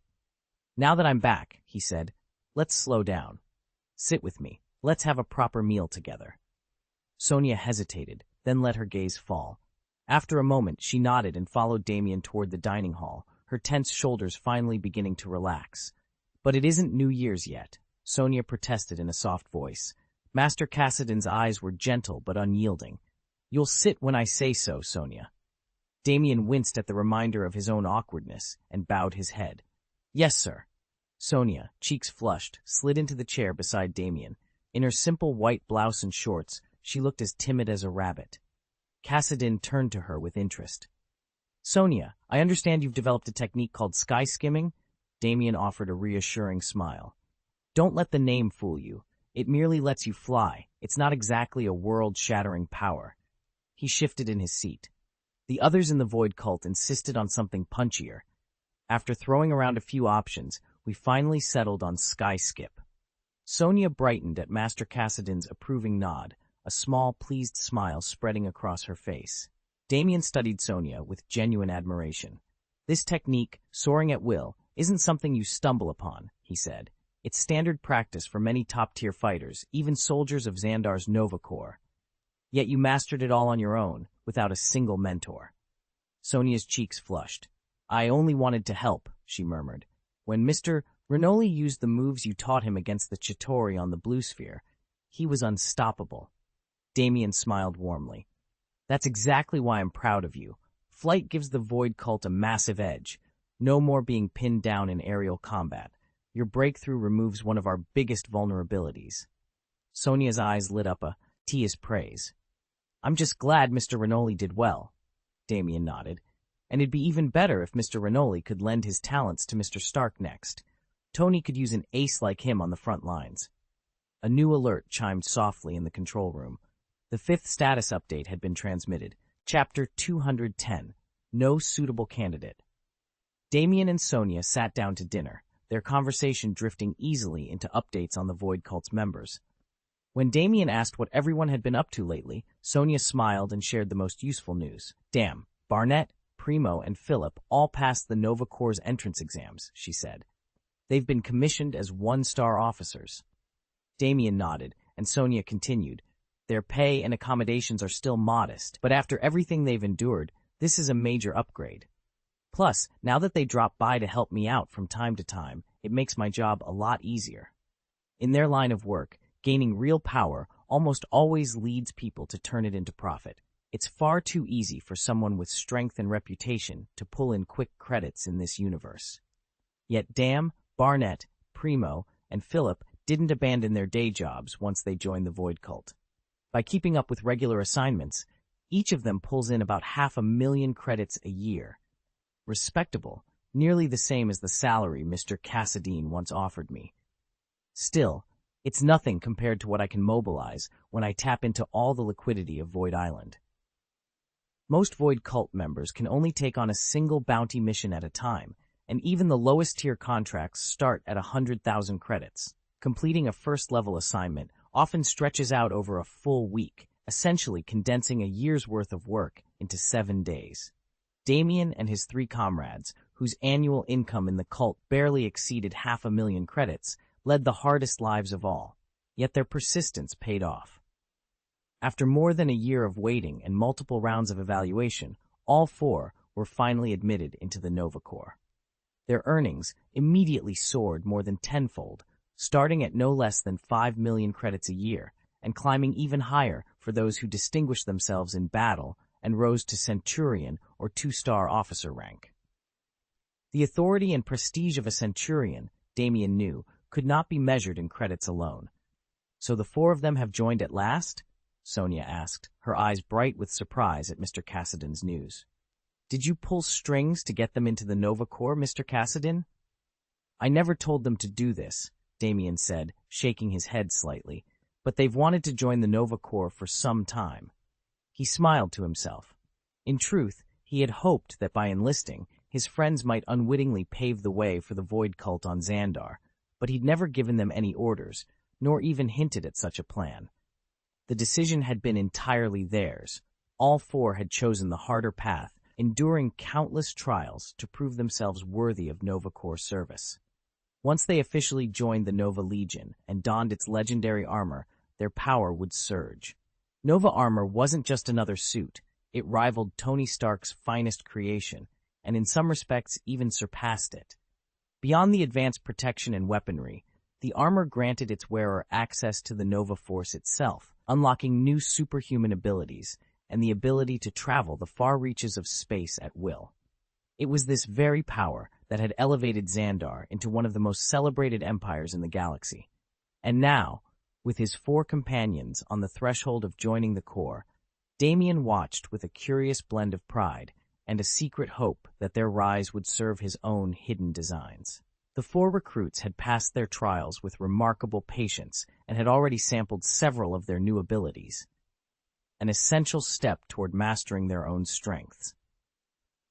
As for the rest of the Void Cult's followers, they'd each slipped into the lives they'd always dreamed of. Still, Damien remarked with a teasing grin, isn't it a bit decadent to spend every day drinking and carousing with beautiful women aboard the starship? Sonia only shrugged. Then she turned to Cassidin and asked, do they not see it as laziness? Cassidin shook his head. In the Church of the Void God, we have very few rules. Our creed is freedom, and we permit our members to live as they wish. Sonia's face grew serious. I sincerely hope they maintain this mindset. If they lose it, they'll be in for serious trouble. Damien's eyes glinted at her words. After a moment's thought, he spoke. It's true that discontent only breeds more problems, Damien observed, folding his arms as he surveyed the maps spread across the table. Which is precisely why, over the next few years, I intend to develop each district of Void Island, he continued. Once the excitement wanes, we'll transition our followers into steady, undemanding positions. At that point, I'll confer official ranks and responsibilities on them. Sonia leaned forward, nodding in approval. By giving them titles and roles within the Void God faith, we'll not only deepen their sense of belonging, but also make it far easier to track their locations and monitor their activities. Damien met her gaze. Exactly. As your power grows, so too will theirs, ambition escalating along with strength. When I'm physically present on Void Island, I can keep them in line, but I can't remain here forever. We need reliable methods to reassure them, observe their daily dealings, and prevent any ill-informed cultists from drifting off and unleashing chaos beyond our control. Sonia tapped her lips thoughtfully. Then our next step is clear. We must invest in infrastructure and oversight now, building loyalty and gathering intelligence, so when the time comes, every member of the Void Cult feels invested, and every movement is accounted for. Such overt action isn't necessary, at least, not yet, Sonia said, her tone calm as she stirred her tea. Let's be more subtle. Encourage every member to file a casual travel report whenever they venture beyond the island, even if it's just a perfunctory formality. In time, we'll have them accustomed to reporting and dependent on us. Damien nodded, weighing her words. Understood. There are currently 509 members in the Void Cult. I'll take charge of collecting their travel notices. Sonia offered a faint smile. Excellent. If it ever becomes too much, delegate it to someone you trust, ideally a poised, attractive woman. The cult is overwhelmingly male. A woman stands out, and she'll receive extra deference without us having to impose any rule. Later, after they had eaten and drunk their fill, Damien rose and stepped onto the balcony. He gazed out at the dark silhouette of Void Island, the wind tugging at his coat. After a long moment, he spoke, his voice low and confident. This is only the beginning. Chapter 7. Sonia looked up from her datapad and addressed the small meeting room. Aside from me, there are only 2 women on the island who fit our criteria, Miss Lacey and Miss Claudia. Damien leaned back in his chair, studying the personnel files spread across the table. Both have the looks we need, he said, but Claudia's temperament is unpredictable. Lacey, on the other hand, excels at smoothing over conflicts. She knows everyone on Void Island, will feel at home in no time. Sonia hesitated. True, but Lacey never moves alone. She's always accompanied by Mr. Rinaldi and his 2 aides. It'll take more than a polite invitation to keep her here. She stood and retrieved a slender crystal flute from the refreshments cart, then poured a pale blue elixir and handed it to Mr. Cassidin, who was leaning against the windowsill. He accepted the drink with a curt nod, his gaze drifting to the starlit sea beyond the shutters. Sonia followed his line of sight. Take a look outside, she whispered. Damien rose, smoothing the front of his jacket. His expression was resolute. All right, he said quietly. I'll handle the arrangement. Author's note, this is the first update of Day 23. If you enjoyed it, please subscribe. Chapter 211, The Inifinite Identity. Don't advertise it outside, or you'll break protocol. Mr. Cassidin's voice was calm but firm. Thanks to your orders, Sonia, We see dozens of visitors to the island each day, but none of them knows a thing about the Void God cult's trial. Sonia gave him a half-smile. I never meant to post announcements on every street corner. I simply suggested we quietly scout potential candidates, people who might stand up to our tests. Mr. Cassidin nodded. Exactly. Once you find someone suitable, bring them to me. I will put them through my own trials. If they pass, we'll initiate them into the Void and train them to take over information management. Behind them, Damien listened intently. Sonia had proven herself extraordinarily capable and utterly indispensable at overseeing the island's clandestine communications network. But Damien knew all too well the danger of depending on a single person. If Sonia were ever unable to carry on, if she vanished, or worse, the entire information flow would collapse. He cleared his throat. Sir, if you don't mind my asking, could I recommend someone too? Sonia's eyes widened, and she tapped her temple in mock surprise. You're suggesting I give up my job to this mystery candidate? How generous of you. Damien raised a hand. No, Sonia. I mean, I understand why we need a backup. I just thought maybe I could put forward someone I trust. That way we're not putting all our eggs in one basket. Mr. Cassidine steepled his fingers and regarded Damien coolly. You may propose one name, but remember, this process must remain secret. If word ever gets out, we'll have dozens of unqualified opportunists flooding our island. Understood, Damien said. He glanced at Sonia, whose expression had softened. Give me a bit of time to think. I know a few people who might. Good, Mr. Cassidine interrupted. Time is of the essence. We cannot leave the Void's information network vulnerable. Sonia gave Damien an encouraging nod. I'll keep scouting quietly, too. Let's see whose talent really stands out. As Mr. Cassidine turned and walked away, Sonia leaned in and whispered to Damien, You're not off the hook. If you find someone, make sure they can handle the test. Damien exhaled. This hidden contest would determine not just who guarded their secrets, but who ultimately belonged to the Void. And now, he had to find a candidate he could trust, someone willing to face the unknown.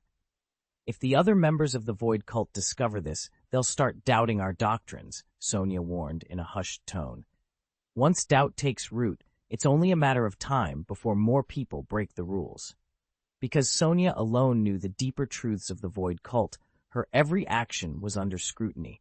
She couldn't afford even the slightest misstep. She had to set a flawless example.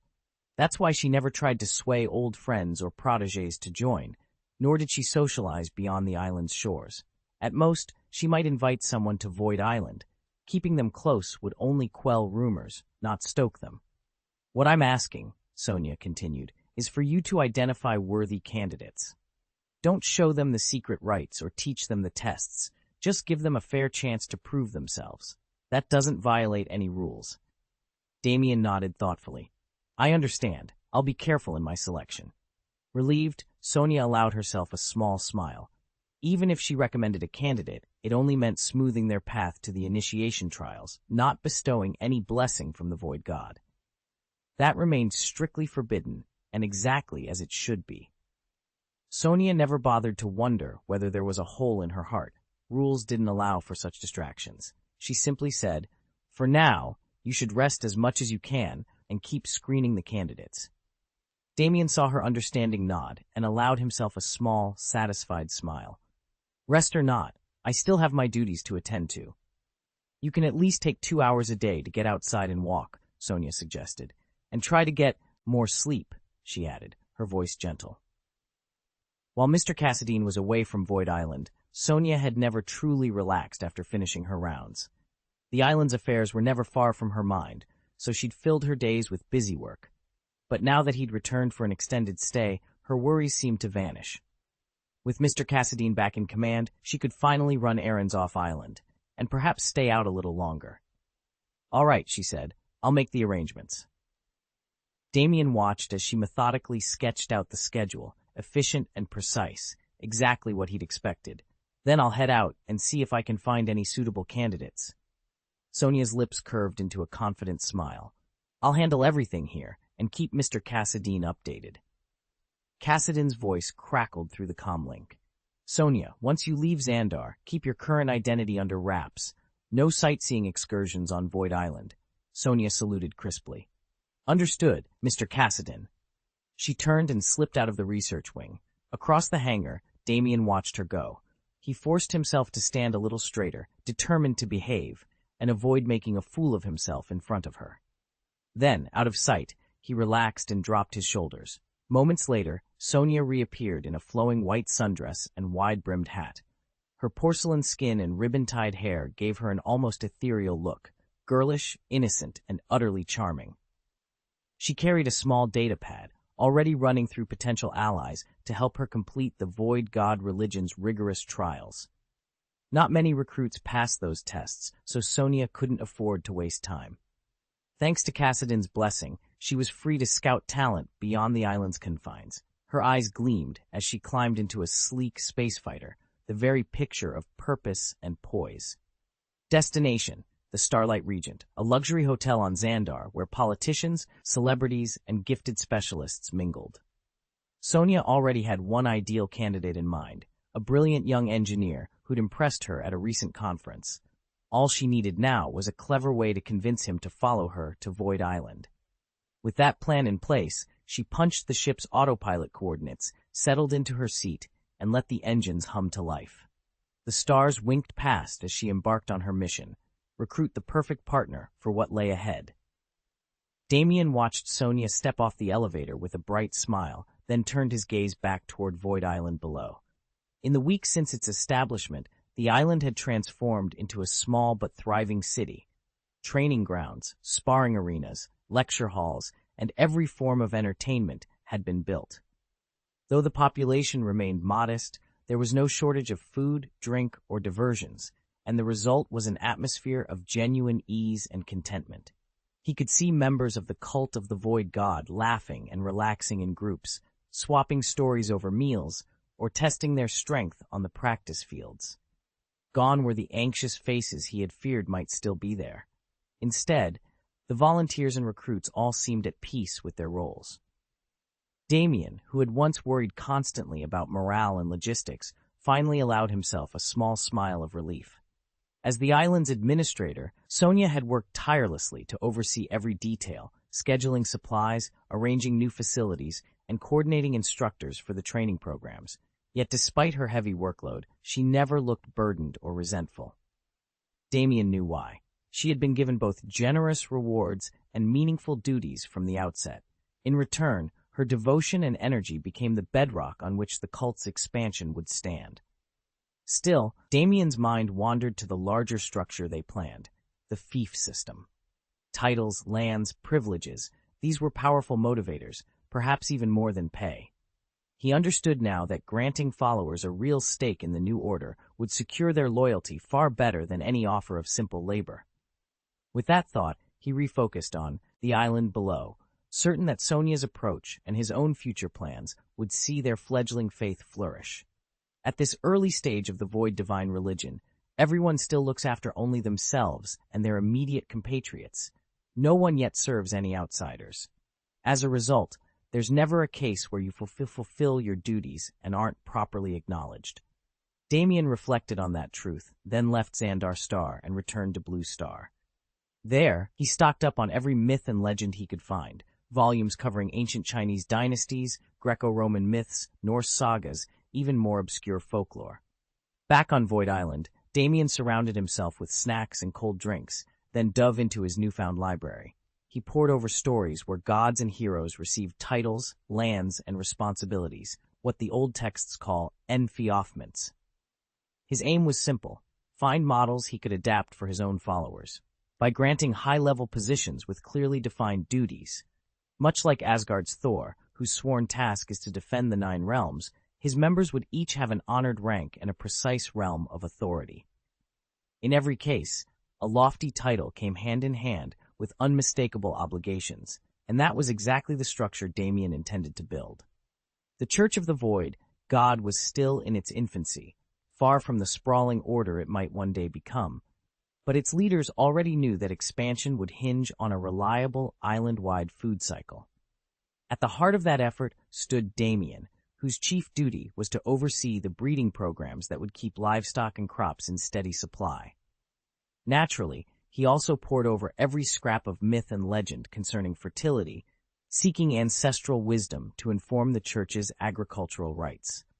With his proposals drafted and his findings compiled, he dispatched his second report to the High Council. Chapter 212, Fantasy and Reality. Meanwhile, on the other side of the city, a sleek space fighter touched down on the helipad of the Xandar Star Celebrity Hotel. Its engines wound down to a soft hum, drawing curious stares from guests and staff alike. After all, a ship like this, with its advanced systems and formidable firepower, could easily cost tens, if not hundreds, of millions of credits. Only billionaires or the most powerful figures in the galaxy could afford such a luxury. A small crowd gathered behind the floor-to-ceiling windows overlooking the tarmac, eager to see who had arrived. When the hatch finally opened, out stepped Sonia, dressed in a pristine white gown and a wide-brimmed sun hat, every bit as luminous as the craft behind her. Gasps rippled through the onlookers. News had already spread that Sonia was the one who just helped secure that high-profile contract. It was customary for contract signers of her caliber to return to the Celebrity Hotel and remain there for at least 10 days, often even longer, while final arrangements were made. Tonight, it seemed, was the beginning of her extended stay. I'd heard the rumors when Sonia first reached out. She claimed that everything in her life was going spectacularly, but none of us at the Starlight Celebrity Hotel had ever seen her walk through our doors. Word was that she led a very free-spirited existence, yet it had been almost 2 years since anyone spotted her here. Naturally, we assumed she was bluffing. Vanity isn't exclusive to men. Women guard their reputations just as fiercely. Nobody wants former colleagues or friends to think they're struggling. Some will even feign extra pounds to keep up appearances. So imagine my surprise. My jaw practically hit the floor when Sonia burst into our lobby this morning, not in a car or shuttle, but at the helm of a 50 million credit space fighter. Her skin glowed, her features were more refined than ever, and she carried herself with effortless confidence. A hush fell over the young villa managers as she strode past the reception desks. "Is signing on really this lucrative?" one of them whispered, half to herself. "It's making me want to sign with her," another added, eyes alight. A third shook her head, frowning. "A handful of people have made a fortune by managing, or signing, talent, sure, but far more have failed miserably. Believe me, it's a gamble you don't want to take." I watched the exchange in silence. All of us were caught between envy and awe, wondering whether our old information was simply outdated or if Sonia had somehow outsmarted us all. Sonia stepped into the lobby of the Celebrity Hotel and approached the front desk with a bright smile. "Lalatina, I'm looking for Sarah. Is she available right now?" The receptionist, Lalatina, glanced up from her monitor. "Miss Sonia, it's been a while. I'm afraid Sarah is sleeping at the moment." Sonia nodded, entirely unsurprised. Villa managers at the Celebrity Hotel kept very irregular hours. It was not unusual to find them resting even in the early afternoon. Still, she pressed on. "Do you know if she's left any instructions for guests today?" Lalatina checked her records. "No, Miss Sarah signed out after handling the noon arrivals yesterday. It looks like she's simply catching up on her rest now that she's tidied up her room." Sonia tucked a strand of hair behind her ear, considering. She'd come here to recommend a new candidate for the villa manager position, and Sarah had been her first and favorite choice. Although Sarah's style was far less formal than Sonia's own, her strict training had forged in her a habit of never letting a single question go unanswered. That dedication made her the ideal referral. And so, despite finding Sarah asleep far longer than most, Sonia knew she had to wait, or find another way to reach her. Chapter's a month sponsorship. "Then you help me designate her, and it'll be settled for the month," Sonia said firmly. She just learned that Sarah had no official sponsor. There was no way Sarah wanted to lounge in high-end Celebrity Hotel, even if she had the cred to do it. Void Island demanded her attention, and Sonia's real aim was to sit down with Sarah and see whether she measured up to Mr. Cassidy's requirements. Lalatina gave a knowing nod. "Understood. Tell Sarah to join us upstairs." Without another word, Sonia tapped a few commands on her holopad, transferred the credits, and secured VIP Suite 9999. Then she led the way into the private lift. Once the doors slid shut, Lalatina raised an eyebrow. You actually booked it? Sonia smiled. You think I'd bluff about this? Lalatina shook her head in mock exasperation. Chartering this shuttle lift isn't just a 5 million credit deposit, it's 500,000 credits per day. Exactly, Sonia replied. But time is money, and I don't plan on wasting either. The lift ascended in near silence. When it chimed at level 99, the doors opened to reveal Sarah waiting, poised, determined, and more than ready to prove herself. Sonia stepped aside and gestured inside. Welcome, she said. Let's see if you live up to Mr. Cassidy's expectations. Chapter 8. The Price of a Signature. In the grand reception hall, a cluster of female aides congregated by the entrance, voices hushed but alive with gossip. It's not so easy to fake that poise, one murmured. If she's chartering the Celestial Voyager for a month, it'll cost her 20 million credits, enough to buy a bottom-of-the-line fighter, another scoffed. All eyes were on Sonia as she climbed the dais. The murmurs swelled like a rising tide. Watching her up there makes me wish I'd accepted that man's offer, to have her sign on my behalf, someone confessed. A junior aide piped up, hopeful. I've got dreams too. If I throw myself into this, I could change everything about my life. Their annual salaries ranged from 300,000 to 400,000 credits, and even with year-end bonuses, barely 500,000. They didn't have to sleep with their employer, but they were on call around the clock, smiles at the ready, errands run at a moment's notice. The rules were strict, the demands unending. Money flowed, but comfort did not. I advise you to drop the idea, a seasoned assistant snapped. It's not worth it. Over the years, added another, countless people have tried to recruit Miss Sonia, to have her lend them her name. In the end, I agreed to help Mr. Damien Cassidy secure her signature, the veteran admitted. Not just because Sonia has great instincts, but because she's fortunate to have someone of his caliber in her corner. Sonia paused, inhaled deeply, and addressed the assembly with calm determination, ready to announce her decision. Lalatina watched the envy flicker across their faces. She felt it too. Who wouldn't, at the prospect of soaring into the heavens, free to eat, drink, and indulge every whim, jetting off to distant planets and buying anything in sight without a second thought? Yet she spoke bluntly. Opportunities like that were all but impossible to come by. Most people who sign those high-stakes contracts enjoy the spotlight for a year or two before sinking into debt or winding up in prison. That's why Sonia lived so comfortably. She answered to Mr. Damien Cassidy. Wealth was only part of his power. He also commanded superhuman strength and an impeccable reputation. So long as Sonia avoided some truly unforgivable outrage that galvanized public opinion against her, the Nova Corps would turn a blind eye. Any other billionaire, no matter how rich, would find little refuge in mere credits. Without Cassidy's hard power, a misstep would invite Nova Corps officers to rain down every possible penalty on their estates. Damien leaned back in his chair, reviewing the cold, hard facts one more time. Under the current regulations, even if creditors don't seize every asset, they can still lay claim to half a guarantor's holdings, and the person who signed the guarantee takes full responsibility. That rule alone explains why so many of Celebrity Hotel's previous guarantors ended up ruined. They'd once enjoyed lavish lifestyles, convinced their fortunes were unshakable. But when lean times arrived, none were prepared to tighten their belts. Instead of downsizing, they chased bigger risks, leaned on friends for loans, or worse, cut corners with shady deals. In the end, their wealth vanished, and their later years were marked by regret and hardship. Damien knew that dreams often look brighter on paper than they turn out to be in real life. Few of those success stories survived the fall unscathed. Satisfied that his account was clear and honest, he clicked send. With that third update now live, Damien was ready to watch the response and keep everyone on notice. Chapter 213. Is this work illegal? Later that day, Lalatina informed Sarah that Senior Sonia had assigned her to Villa 9999 for the next month. Sarah was momentarily surprised, but she shook it off.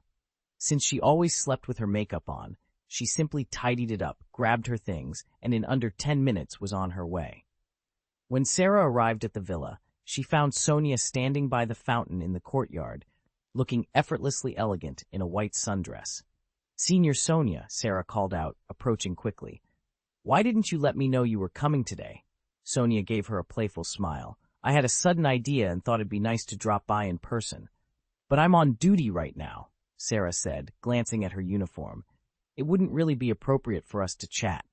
Exactly, Sonia replied, stepping closer. That's why I came. If you're busy, we can't talk. Sarah bit her lip. If you'd prefer, I can wait until your next free moment. Just then, Sonia heard footsteps behind her and turned, amusement in her eyes. Why bother spending money on long-range communication when you can just pop over? Sarah's cheeks warmed at the remark. She knew Sonia's visits weren't cheap. A personal visit like this was a rare luxury, but her heart fluttered at the thought. I still think it's a bit extravagant. Sonia laughed softly and placed a hand on Sarah's shoulder. When I want to talk to you, cost isn't my concern. Relief and happiness washed over Sarah. She smiled brightly and led Sonia inside the villa, already looking forward to their unplanned chat. Damien clicked off the communicator and met Sonia's gaze. What we need to discuss can't be settled over a comm link. Sonia let out a soft laugh and shook her head. I have just over an hour. Why don't you fetch us some drinks, then we can sit down and talk properly. Sarah, who'd been standing by, blinked in surprise. You'll be here for more than an hour? She asked. You said I had a month, Sonia reminded her with a playful smile. Don't you want me to stay a while? Sarah hesitated for a moment, then nodded. All right, let me go grab some refreshments. We'll talk when I get back. As Sarah disappeared down the staircase, Sonia's expression softened. She took a slow turn around the main room of the villa, her eyes tracing familiar details, the ivory columns, the polished marble floors, the soft glow of wall sconces. Years ago, she'd come here not as a guest, but as a consultant, evaluating the staff's service and etiquette. Back then, she hadn't fully understood the establishment's rules, and her own skill at handling high-end hospitality had room to grow. Now, fresh from her induction with the Void, she returned as a client. Her responsibilities had only multiplied since taking on that role, far more complex than managing a villa, yet she found herself savoring every challenge. A few moments later, Sarah reappeared carrying a tray of glasses and a chilled bottle. She set them down carefully on the low table between Damien and Sonia. Here we are, Sarah said, placing the bottle on ice before pouring 2 glasses of deep amber liquid. Thank you, Sonia said, accepting a glass and raising it in Damien's direction. Shall we begin? Despite her senior rank, Sonia found herself sidelined from many island affairs, a nagging frustration she couldn't shake. She settled at the low marble table in her suite, waiting with a guarded expression. A few minutes later, Damien reappeared, expertly balancing a silver tray laden with chilled white wine and glasses. Miss Sonia, you wanted to see me? He asked, setting the tray down and offering her a polite nod. Sonia returned his glance and motioned to the seat opposite her. Thank you, Damien. Please have a seat. She watched him pour 2 glasses, then continued in a measured tone. I've been searching for someone presentable, tactful, and utterly reliable to assist me with a sensitive assignment. Damien leaned forward, curiosity flickering across his face. I'm honored you'd think of me, but could you tell Met exactly what this entails? And is it all above board? A small smile curved Sonia's lips. Rest assured, it's entirely legal. The core responsibility is simple. Oversee the island's registry. You'll handle arrivals and departures, maintain visitor logs, and record guest movements during their stay. He raised an eyebrow. Sounds straightforward, and the compensation? She set her glass down and met his eyes. 1.2 million credits per year. She paused, letting the number sink in. There's also a secondary task, more delicate in nature. If you accept the primary role, I'll brief you on the details. Damien studied her for a moment, then nodded slowly. I appreciate the offer, Miss Sonia. I'll need to know more about that secondary task before I give you a final answer. Sonia inclined her head, pleased. Of course, I'll prepare the full briefing immediately. She lifted her glass and gestured for him to do the same. To new partnerships. Sonia set her teacup down with a gentle click, her dark eyes locking onto Damien's. Once Mr. Cassidy gives his blessing, paying you 1 million credits a month won't be a problem. Damien's heart skipped. 1 million per month? It really comes down to whether you can do the job. Sonia leaned forward, her voice low. If, after a year, you still haven't earned Cassidy's approval, You walk away with 1.2 million credits. But if you do become a full member, your annual salary jumps to 12 million. Damien ran a hand through his hair. Well, it feels almost disproportionate to the work itself. Sonia nodded. The work isn't physically demanding, but it requires absolute accuracy. You must document every detail truthfully. No embellishing, no omissions. On top of that, you'll need to cultivate good relationships with everyone on the island and know their movements at all times. He swallowed. Sounds like a lot of social navigation. You'll see what I mean once we head to Void Island, Sonia said. She paused, studying his reaction. Spend a year there. If you still haven't won Cassidin over, I'll pay you that 1.2 million and let you go. Damien exhaled, equal parts nerves and excitement swirling in his chest. The stakes were high, and so was the reward. Yet this offer, as overwhelming as it sounded, might be the opportunity he'd been waiting for. What exactly does Mr. Cassidin require for his approval? Damien's heart skipped a beat when Sonia asked, but he managed to keep his voice steady. You promised to tell me? Wouldn't laying it all out now make it harder to win him over? Sonia smiled gently. I'd rather you decide for yourself whether to join me on Void Island. And if you'd rather pass, that's fine. I won't even ask for the 300,000 yuan back. She paused, then added, think of it as a month's paid vacation, courtesy of yours truly. Damien's mind raced. A year of floating without permanent status here equated to nearly 3 years' worth of hotel experience elsewhere. It sounded too good to be true. Opportunities like this didn't just appear out of nowhere. Yet the fact that Sonia had gone to such lengths to track him down spoke volumes. She clearly remembered their past connection and trusted in his abilities. Despite the thrill of the offer, the details remained frustratingly vague. He needed more information before committing, but deep down, he knew this might be the break he'd been waiting for. Damien sat quietly, weighing Sonia's offer in his mind. On the surface, all he'd be doing was writing reports, hardly taxing work, and the pay was said to be excellent. But he knew better than to take promises at face value. If Sonia had other intentions for him, he could just as easily find himself mired in something he couldn't escape. Sonia, he finally asked, why did you bring this up now? Are you really offering me a chance to join you? Sonia met his gaze steadily. Yes, Mr. Cassidin requested that I recommend someone I trust, and you were the first person who came to mind. He leaned forward. But you can't guarantee I'll pass his test, can you? Shook her head with a small, rueful smile. No one can read Mr. Cassidin's thoughts. If you're looking for a foolproof path to his approval, I'm afraid I can't give you one. Sonia didn't hesitate to explain her reasoning. You'll start on Abyss Island and simply do whatever tasks they assign. Take notes, record observations, that sort of thing. Along the way, you'll see why people are drawn to the Cult of the Void. And if you don't witness any immediate success stories, you'll naturally begin to question what lies beneath its promises. She paused, letting the weight of her words settle.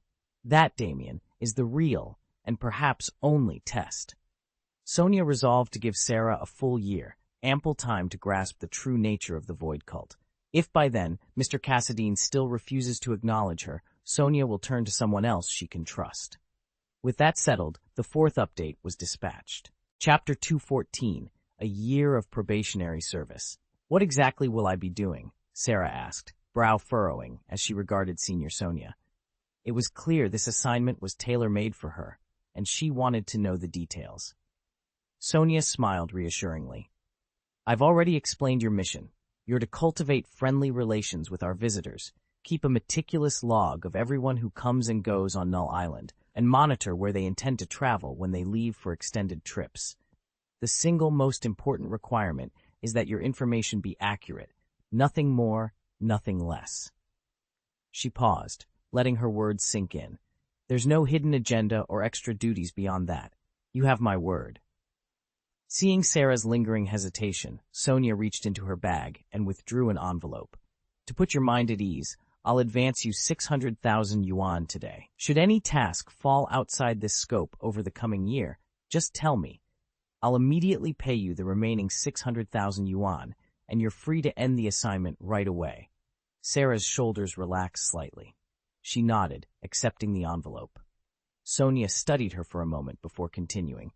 I understand your concerns. I was in your position once, hesitant about serving Mr. Cassadine, but he's a man of his word, and the pay is more than fair. Yes, my responsibilities have grown well beyond a housekeeper's typical duties, but I've never regretted it. In fact, I'm grateful to Mr. Cassadine for trusting me with this post. I have every confidence that you'll find the same. Sarah closed her eyes briefly, steeling herself. This was her chance to prove herself on Null Island, a chance she couldn't afford to waste. With a decisive nod, she tucked the advance into her pocket and prepared to embark on her year of probationary service. Sonia gave a small, knowing smile. You've already made your point. If you still refuse, I'll have to think you don't trust me. Sarah's own lips curved into a playful, confident smile. She'd watched Sonia's life turn upside down over the last few weeks, and in all that time Sonia had never lied or tricked her. Maybe it was time to put aside her doubts. All right, Sarah said. I'll go back with you to Void Island. Excellent, Sonia replied, nodding. Pack a few things. We leave later today. Sarah paused in the doorway, then leaned in. By the way, Senior Sonia, could you tell me how you managed to deal with Mr. Cassadine? Rumor has it he's the one who kept you in that celebrity suite. Sonia's smile softened into something wry. Kept me? You're imagining things. Sarah's eyes shone with curiosity. Everyone says he's gone out of his way for you. I'd love to know what you did to persuade him. Sonia shook her head, exasperated but amused. No persuasion needed. I'm simply doing my job, honestly and loyally, for Mr. Cassadine and the Void Cult. That's all there is to it. Sarah let the question go, at least for now, and fell silent, her mind already racing with plans for the journey ahead. Does Damien do that sort of thing? Sarah's eyes went wide. No way. Sonia shook her head. If Damien had actually asked her, she'd have jumped at the chance. But he never did, so there wasn't even a possibility. Then how are we supposed to earn Damien's approval? Sarah pressed. Sarah stared at Sonia, clearly frustrated. She'd assumed Damien was already taken with Sonia's beauty and would naturally favor her, but that turned out to be wishful thinking. Sonia sighed. Don't worry so much. Just focus on doing your part well. That's your best shot at winning Damien over. Sarah's brow furrowed as she listened to Sonia's matter-of-fact tone. Fine, I'll do it, she said, determination shining in her eyes. And you won't slack off? Sonia challenged. Never, Sarah vowed. Then, relieved that her friend was on board, she threw her arms around Sonia in a tight hug and broke into a playful grin. With that promise, the two of them were ready to take on whatever task Damien might throw their way. Sarah, I won't be able to guide you personally his time, Sonia said, her tone apologetic yet firm. But don't worry, there's nothing you can't handle. No matter what happens, you'll still walk away with 1.2 million. More than that, I want you to earn Mr. Cassadine's approval. Sarah pressed herself against Sonia, her voice a whisper. I'll do my best. Sonia reached out, gently stroking the cascade of red hair at Sarah's temple. In that soft gesture, Sarah felt herself carried back 7 years, to the day Sonia first took her under her wing. Back then, every lesson had felt impossibly strict. Sarah had often fought back tears under her mentor's uncompromising standards. But Sonia had always insisted that her harshness was for Sarah's own good, to help her pass the toughest assessments and secure her place at the celebrity hotel. It was that very rigor that had kept Sonia on staff for 8 years, through countless hopeful newcomers and the many seniors who'd been eliminated before they ever made it. And now, as Sonia held her close once more, Sarah knew she would rise to the challenge again. Sarah felt none of the old tears or self-pity this time, only the warmth of Senior Sonia's kindness. Go ahead and pack a few things, Sonia said softly. Once I escort you to Void Island, you can see the situation for yourself. Then you can decide if you want the job. She gave Sarah's shoulder an encouraging pat. Relieved, Sarah slipped from Sonia's embrace and hurried back to her room. She pulled together 10 different outfits before racing downstairs, bracing herself to leave by car.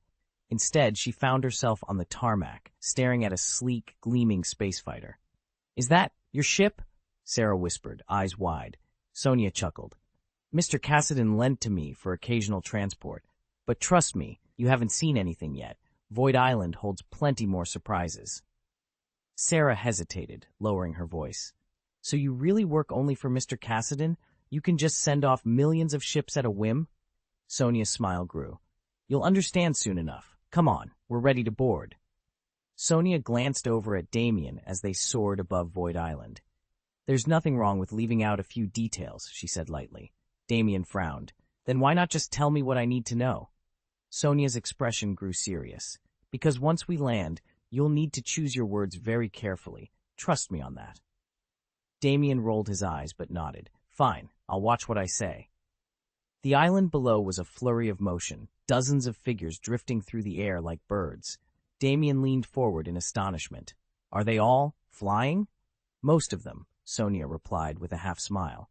Here on Void Island, every member of the Void cult develops unique abilities. Flying is just one of the more common gifts. Damien squinted at the tiny shapes above the cliffs and forests. So none of this is magic? Not in the mystical sense, Sonia explained.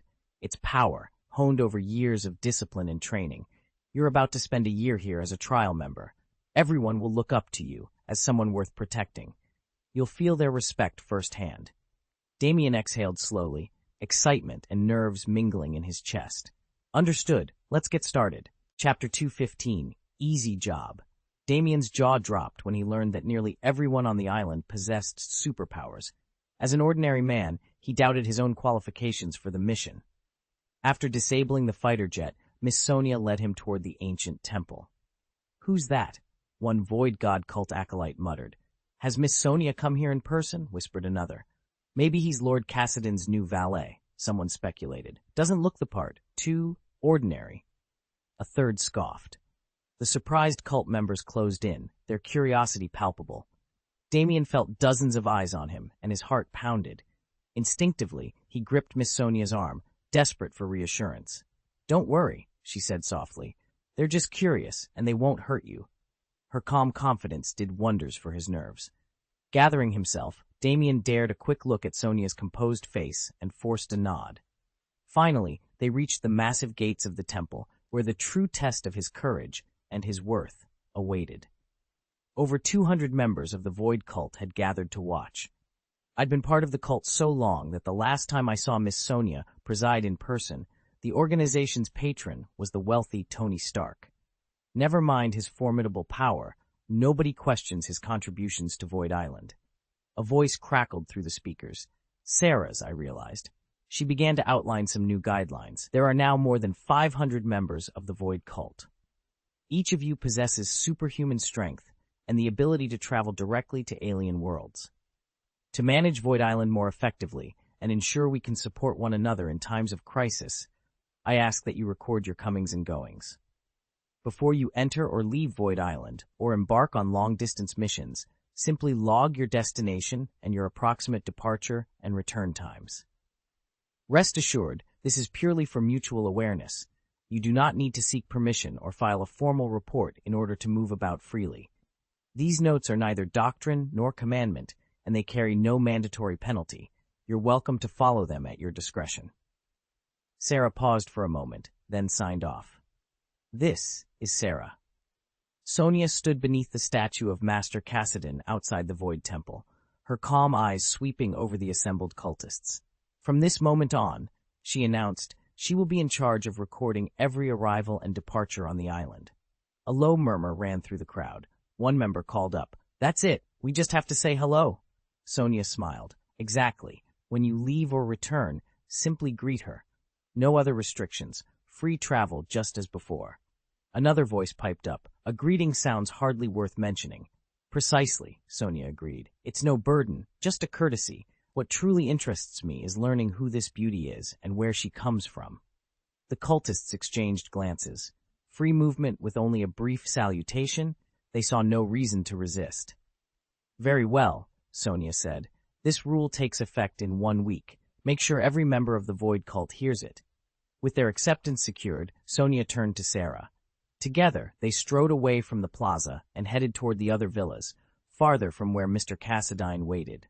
Since the record-keeper post will soon open up, we must choose a special site to build a luxurious, office-like residence. If Sarah passes the exam, she'll quickly grow accustomed to and willingly remain in that house. Even if she fails, Offering a comfortable home makes anyone more dependent on it.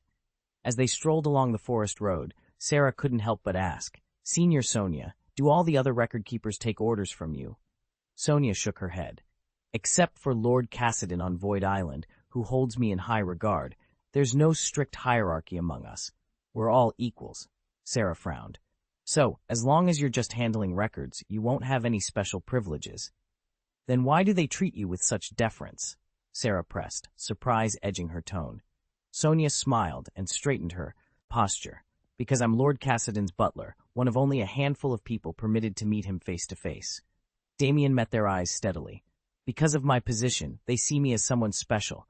They're more inclined to trust me and follow my lead, but that doesn't mean I have absolute control over them." Sonia nodded, then turned to clarify the island's routine. "So all you'll need to do is record what happens." "Exactly," Damien replied. Realizing she'd overlooked a basic detail, Sarah jumped in. "And how many hours a day do I need to work?" "Considering your health," Sonia said, "we'll keep you on a 12-hour schedule, from 8 a.m. to 8 p.m. On most days, the island's members head out on long missions in fighter craft or battleships, usually right after lunch. Their return time can vary. Sometimes they come back late at night. At first, they might forget to check in with you, but once everyone settles into the routine, even if someone slips in at 3 a.m., they'll make a point of greeting you the next morning. So there's no need to feel any extra pressure. You can even take a stroll around the island or rest on the job, Sonia said. Just post a sign indicating where you're going and how long you'll be gone. That way, if anyone needs you, they'll know exactly where to look. She paused, studying Damien for a moment, then sketched out his provisional schedule. The real aim of this assignment was subtle, to slipstream small amendments into Void Island's procedures and gradually accustom the Void cult members to greeting and acknowledging their new recorder. And by giving Damien plenty of freedom now, she ensured he'd be less tempted to swap into an easier role once he'd earned formal recognition. "You'll only be on duty 12 hours a day," Sonia added with a nod. "That leaves you plenty of time to explore." Damien blinked in surprise. 12 hours? He wasn't one to shy away from long shifts. In fact, under Sonia's direct tutelage at the Celebrity Hotel, he'd grown used to 18-hour workdays. By comparison, this sounded positively generous. Sonia smiled as she watched Sarah's eyes widen in surprise. "Of course you can go out and play," she said. "Void Island is brimming with entertainment venues, and you can sample all kinds of delicious food and drink. Just don't disappear for too long. People will start to worry if they can't find you." Sarah nodded eagerly. Her official role on the island was to wander freely, making friends and building goodwill among its residents. Thanks to her warm greetings and easy smile, even members of the Void cult couldn't resist offering her a cheerful wave before setting off on their own journeys. Nearby, Damien observed quietly.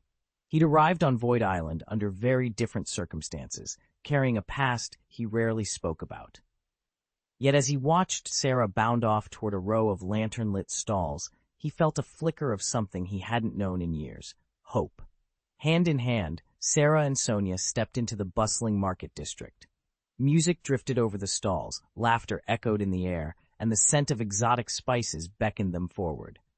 Neither could imagine that before nightfall, they'd uncover secrets hidden deep within the island, secrets that would change all their lives forever. Chapter 216, Not Very Kind. Sonia led Sarah through the dense undergrowth, explaining the island's rules, safety protocols, and the common travel routes. After a brisk 10-minute walk, they arrived at a secluded forest villa surrounded by towering pines. "This is one of the 4 villas where Mr. Cassidy stays," Sonia said as she stepped up to the front door. "No one may enter without his explicit permission." Sarah's eyes widened. "So, apart from Mr. Cassidy, only you are allowed in here?" Sonia nodded. "That's right. You'll be staying here for the next week. Once your work quarters are ready, you'll move in there." She opened the door, and Sarah stepped inside. The moment she crossed the threshold, she was struck by how spotless every surface was. It was clear Sonia visited regularly to keep the place in perfect order. "Wait, do you live here?" Sarah asked, her voice tinged with hope. Sonia shook her head with a faint smile. No, I actually live in the villa at the top of the mountain. Rest assured, this place is completely secure. You're free to explore the island during the day, get a lay of the land. Sarah's excitement dimmed slightly. She had hoped to room with Sonia for the week and get to know her better. I see. Do you know when Mr. Cassadine's test will begin? Sonia paused in the entryway, leaning against the polished doorframe. He'll announce the details when he's ready. Until then, make yourself at home and keep your eyes and ears open. With that, Sonia slipped back out through the door, leaving Sarah alone in her temporary sanctuary. Sarah set down her bag, took a deep breath, and steeled herself for whatever came next. Damien knew that Sonia-senpai was always busy, so he didn't press her further. Instead, he got straight to the point. When does the test officially begin? Is it the moment we step onto the island? Sonia nodded. Exactly. As soon as you arrive, Mr. Cassadine will be watching every move you make, day and night. Damien's eyes widened. So, if I take a shower, he could see me naked? Sonia rolled her eyes in exasperation. Relax. That's never happened. Mr. Cassadine isn't interested in that kind of thing. Damien pictured the reclusive Mr. Cassadine holed up in his villa, controller in hand, more likely to binge-play video games than pry on guests. He allowed himself a small laugh. That's a relief. Glancing at her watch, Sonia realized it was almost time for afternoon tea. I'd better go prepare for Mr. Cassadine. In the meantime, feel free to explore, stroll along the beach, visit the gardens, or just wander the villa grounds. She offered him a friendly smile. Oh, and one more thing. Always address him as Mr. Cassadine and keep a respectful tone. Enjoy your stay. Sonia, remember, address him as Lord Cassadine at all times, Sonia instructed Sarah firmly. Anything less will be seen as disrespect by the Void cult. With her final orders given, Sonia was gone in the blink of an eye. Sarah watched her leave, marveling, Senior Sonia really moves at lightning speed. Left to her own devices, Sarah began exploring the villa. This was Lord Cassadine's mountain retreat. Its grandeur meant that even the guest suites were lavish beyond imagination. Since she was only a temporary resident, the master chamber was out of the question. Still, each room she passed seemed more opulent than the last, and Sarah paused at the threshold of several before finally selecting the one that felt most inviting. Meanwhile, Sonia had returned to the main villa, perched high above the valley. She pushed open the library door and paused, surprised to find the master of the house engrossed in a book, rather than lost in a game or daydreaming as she'd expected. The person you brought back is certainly interesting, Sonia observed. Damien Cassadine, the man she served, known to his followers simply as Lord Cassadine, looked up from the pages in his hand. He closed the book and set it aside, the sharp light in his eyes confirming what Sonia already suspected. He'd been watching Sarah ever since she arrived. Is that so? He replied coolly. Then tell me everything. Damien stiffened when he overheard the footman ask whether anyone might see him bathing. The question felt intrusive, tangling his thoughts until he barely registered the rest of the conversation. It wasn't until Sonia spoke again, her voice calm and measured, that he surfaced from his annoyance. Sarah is my junior, Sonia explained, placing fresh glasses on the table and straightening the wine decanter. She used to look after me back at the Celebrity Hotel. She's beautiful, vivacious, and adapts easily to new people. Since I've only just arrived on the island and am still learning its customs, I spent a little extra time bringing her up to speed. Damien recognized the name. He'd heard that Sarah had helped Sonia find buyers for Tony's technology, but he hadn't realized she was officially Sonia's apprentice. He cleared his throat. Understood. I'll keep an eye on her performance.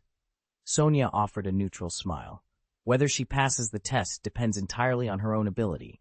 Let's see if she lives up to the standard. I hope so, Damien replied, inclining his head. Sonia stood and gathered her things. If you need anything, Mr. Cassadine, just let me know. I have a few errands to run. She gave a polite nod and left the room.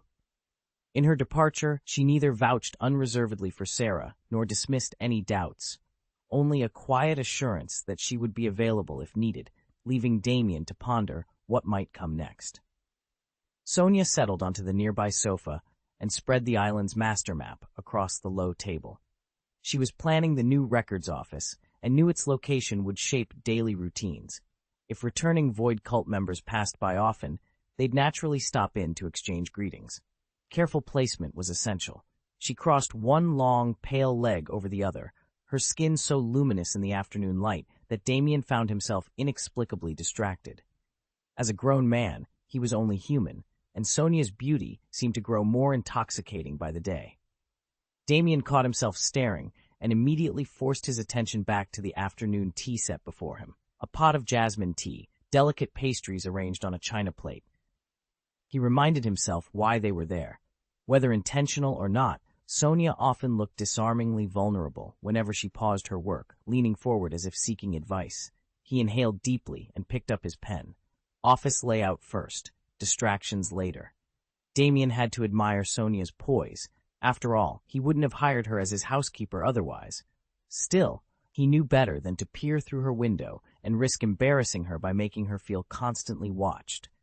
So when he caught her just catching his eye with a mild glance, then returning to her work without missing a beat, he simply nodded and went back to his desk. Sonia, for her part, looked perfectly unguarded, but she never lost track of what was going on around her. She noted the familiar flicker in Mr. Cassidy's eyes, an almost automatic check-in, and, finding no more than casual interest, felt a flicker of disappointment. Did he never notice the women around him? She wondered, before shaking the thought away. There were far more pressing matters at hand. She flexed her fingers over the hollow projector on her desk. Within seconds, the island's digital map sprang to life above her hand. Sonia tapped out every known Void cult waypoint, safe houses, hidden shrines, supply caches, paying special attention to the cluster of canteens by the harbor where the cult's chefs tended their pots and pans. Another few gestures isolated the single spot she'd chosen for her new records office, a central building with quick access to both docks and back lanes. Satisfied, she sketched a detailed floor plan, overlaid it with traffic patterns and security checkpoints, then packaged everything into a concise design brief. She forwarded it straight to her regular construction firm, whose crews already knew her standards and budget inside out. A brief negotiation later, and they'd committed to breaking ground first thing tomorrow morning. With that, Sonia tapped send and watched the final confirmation ping back on her screen, the second project update dispatched for the day. She allowed herself a small, confident smile before turning her attention to the next challenge. Chapter 217. Credit Damien finished his afternoon tea and picked up his book again. Sonia glanced at the stack of volumes in Mr. Cassidy's hands and immediately noticed the telltale style of Blue Star translations. She looked up, surprise flashing in her eyes. "Mr. Cassidy, did you just visit Blue Star?" Sonia frowned. Their technological level isn't exactly advanced. Cassidy gave a small smile. True, but it falls under the dominion of God King Odin, and that region is rich with myths and legends. Given our feudal structure, any lore we uncover there could prove invaluable. So I went to gather these texts. Damien barely lifted his gaze from the page as he nodded. "You managed the round trip that quickly?" Sonia's eyes lit up at the confirmation, though her smile was a little strained. "It took a tremendous amount of energy to get there and back. I doubt I could make another journey anytime soon." Cassidy returned her smile politely, but Damien caught a flicker of something, envy perhaps, in Sonia's expression. His mind worked swiftly, and before the moment slipped away, he spoke. Damien had drifted in and out so effortlessly, yet somehow ended up spending a year and a half on Blue Star, content to play the hands-off shopkeeper. He even let Sonia worry by herself over every stage of Void Island's construction and development. When she pressed him about it, Cassidy waved her concerns away with claims of pressing duties, an excuse so transparent Sonia could practically see through it. He'd only returned today, she reminded herself, and could easily have swung by Blue Star or even made the trip back to Xandar. But despite her misgivings, she didn't press further. Still, it grated on her. It would have been no problem for him to come back sooner, yet he'd been absent for over a year. "There's supposed to be some fascinating sights on Blue Star," Sonia offered, trying to mask her disappointment. "I'll have to pop over there someday." Damien noted the flicker of hurt behind her calm tone and paused before replying. "Only a few years have passed there," he said gently. "Once this tour wraps up, I promise I'll stay around more. Seeing relief and lingering doubt in her eyes, he realized that, as the island's steward, her well-being mattered almost as much as his own mission. He would make sure next time his presence matched his promises. After Tony adapts Blue Star's technology for the interstellar age, he and the rest of the team will be free to explore the galaxy, opening up a universe of new marvels far beyond anything Blue Star alone can offer. Really? Sonia's eyes widened at the thought. When she learned that Mr. Cassidin would be staying here for several more years, the disappointment that had shadowed her face instantly melted away, replaced by a bright, relieved smile. The chance to see him every day was reason enough to celebrate, and with Cassidin by her side, she wouldn't have to shoulder every idea and decision on her own. She'd finally have someone to brainstorm with, someone to help ensure no single misstep could threaten her position on the island. Absolutely, she said. Damien beamed at her reply, eyes dancing with relief. No one likes to work around the clock, and despite Sonia's tireless work ethic, he knew she secretly longed for a breather. That's why he'd suggested bringing on a second record keeper, to share the workload and give Sonia the rest she deserved. Damien noticed that Sonia valued his presence more than a few extra hours of rest. Determined to ease her burden, he began making plans to recruit additional hands for the island's operations. If more people shared the workload, Sonia wouldn't have to abandon her post just because her schedule was overflowing. Instead, she could take regular strolls along the shore, or even slip off to a nearby planet when she needed a real change of scenery. I'm going to check on the rest of the team, Damien announced one afternoon as he rose from his desk. Moments later, Sonia glanced at her comm unit and read Mr. Cassidin's confirmation. She looked up at the clock, 3:30 p.m., and a genuine smile spread across her face. He won't be staying long today, she told Damien, but he's agreed to make this island his home in the future. Damien returned her smile with an encouraging nod. Understood. With that, Sonia set out on her daily inspection tour, clipboard in hand. Over the next week, Damien was greeted every morning by Sonia's radiant grin. He couldn't tell whether her happiness meant she was relieved by his promise to stay or simply enjoying a brief respite from stress. Either way, the week passed quickly, and by its end, the new records office stood fully constructed, secure, equipped, and ready to preserve the island's data for years to come. Damien stood on the apron near the seaport, watching Sonia stride off toward the canteen. It was a brisk morning, and though the mess hall lay nearly 5 kilometers away, the distance barely registered as a challenge here.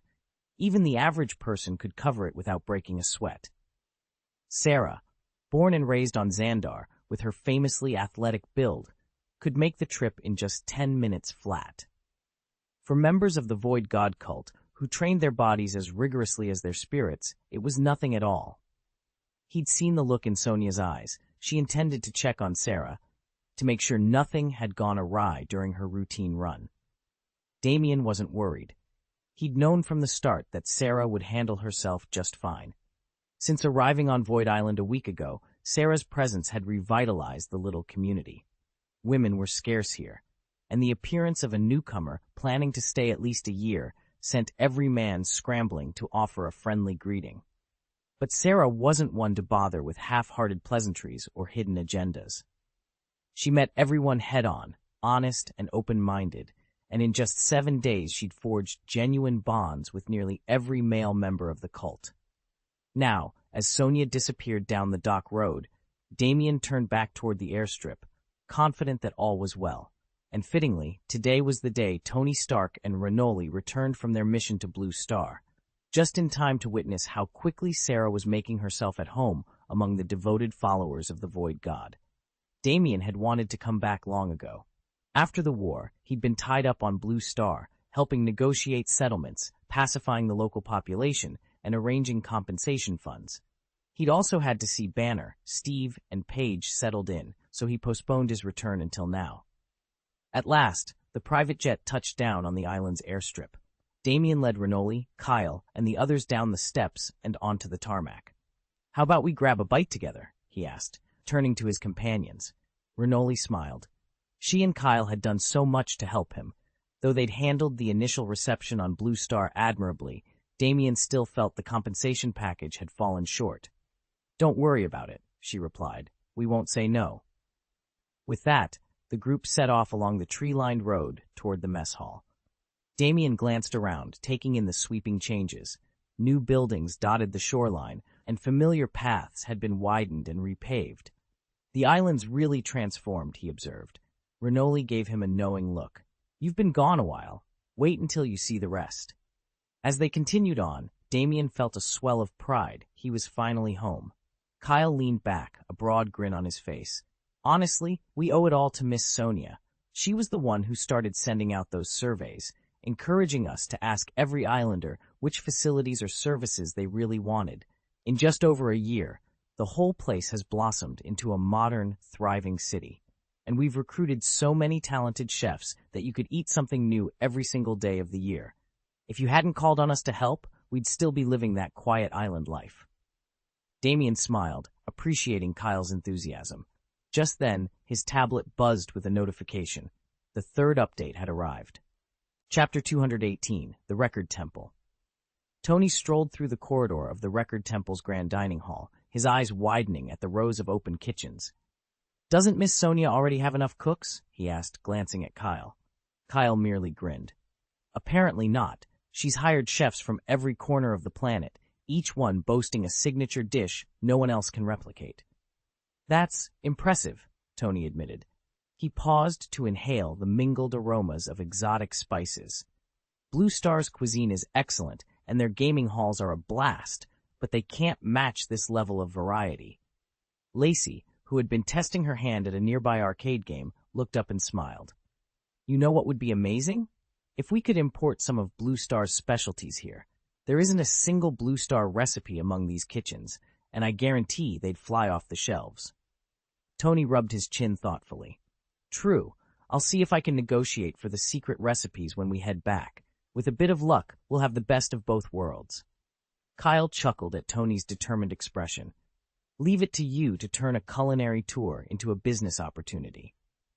Just then, Renali, Kyle, and the Predictor returned from their latest social expedition, chattering excitedly about the new acquaintances they'd made. Lacey waved them over, eager to share her idea.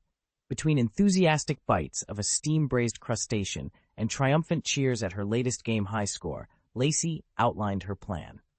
By the time the evening lanterns flickered to life, the group had resolved to petition Miss Sonia for exclusive rights to a handful of Blue Star's most coveted recipes. As they settled around a low table piled high with colorful dishes, Tony raised his glass. "To new adventures, and to the perfect menu," he toasted. The others clinked their cups in agreement, already imagining the fusion of tastes that awaited them on their next journey. Damien had asked Steve Rogers and Bruce Banner to keep an eye on Blue Star, and to alert him the moment anything went wrong. That arrangement let him leave the planet with complete peace of mind and return to Xandar Star. Even though he'd brought both his vibranium and steel armors along, he wasn't wearing either now. Instead, he'd opted for light, casual clothes perfect for a midsummer's day. True, some of Blue Star's native animals and crops weren't available on Xandar, but that wasn't a problem. A large interstellar transport ship could airlift whatever he needed. Once he guided Blue Star into the interstellar age, he still planned to nurture its progress and share advanced technologies. At the same time, he intended to spend more and more time on Void Island. With routine star hopping, it made sense to base himself where he enjoyed the most freedom. As they walked down the boulevard, Damien and his companions suddenly came upon a brand new temple. It wasn't as immense or towering as the famed Void Temple, yet it was large enough to draw a steady stream of worshippers and visitors. Damien stopped dead in his tracks, staring at the facade. "What's this temple for?" he asked. Chapter X, The Temple of Records. Damien paused at the edge of the clearing, staring in disbelief at the temple rising beyond the tree line. He'd explored these islands many times before, and yet this elegant structure was brand new. "I don't get it," Renaud admitted, shading his eyes against the sun. "We've only been away for half a month. How could this have appeared out of nowhere?" Kyle peered through the courtyard, where pilgrims streamed in and out of ornately carved doors. "That's the Temple of Records," he announced. "The prophet Leaning thoughtfully on his staff, arched an eyebrow. Records? He murmured. What might they be recording here? Lacey's eyes danced with curiosity. She slung an arm around Damien's shoulders. There's only one way to find out. Let's go in. A knowing smile tugged at the prophet's lips. They say the temple's scribe is a woman of extraordinary beauty. Tony straightened, intrigue shining in his eyes. A beauty? You'll soon see for yourselves, the prophet replied enigmatically. Kyle's grin broadened. She won't be some fierce tigress like Claudia, will she? Renaud gave Kyle's shoulder a warning jab. Remember last time, when Claudia returned from the void, the prophet mentioned a beautiful woman on the island, too. That ended, interestingly. Damien exchanged a glance with his friends, excitement bristling in the air. Whatever secrets awaited them inside the Temple of Records, their journey was about to take an unexpected turn. They all hurried forward to take a closer look. Claudia was every bit as striking as they'd heard, a cool, statuesque beauty whose pale features and icy composure gave her the bearing of an iceberg queen. Yet beneath that porcelain mask, there was a toughness no one could deny. The prophet shook his head. No, she's just an ordinary person. Rinaldi's eyebrows shot up in disbelief. Predictor, you can't be serious. How could someone like her, who grew up in a place like this, be merely ordinary? I felt it myself, the prophet replied quietly. I ran every possible scenario. Even in my simulations where I killed her, she displayed no trace of supernatural power. She really is just like any other mortal. His words landed like a blow. Tony's skin crawled. You didn't predict how to kill me, did you? He asked, voice trembling. The prophet met his gaze without flinching. We are on the same side, he said. Unless you break the commandments, I will not foretell your death. Tony's face paled, and he took an involuntary step back. The prophet watched him distance himself, then spoke again in a tone so low and grave it seemed to still the very air around them. Damien frowned as he stared at the grand temple doors.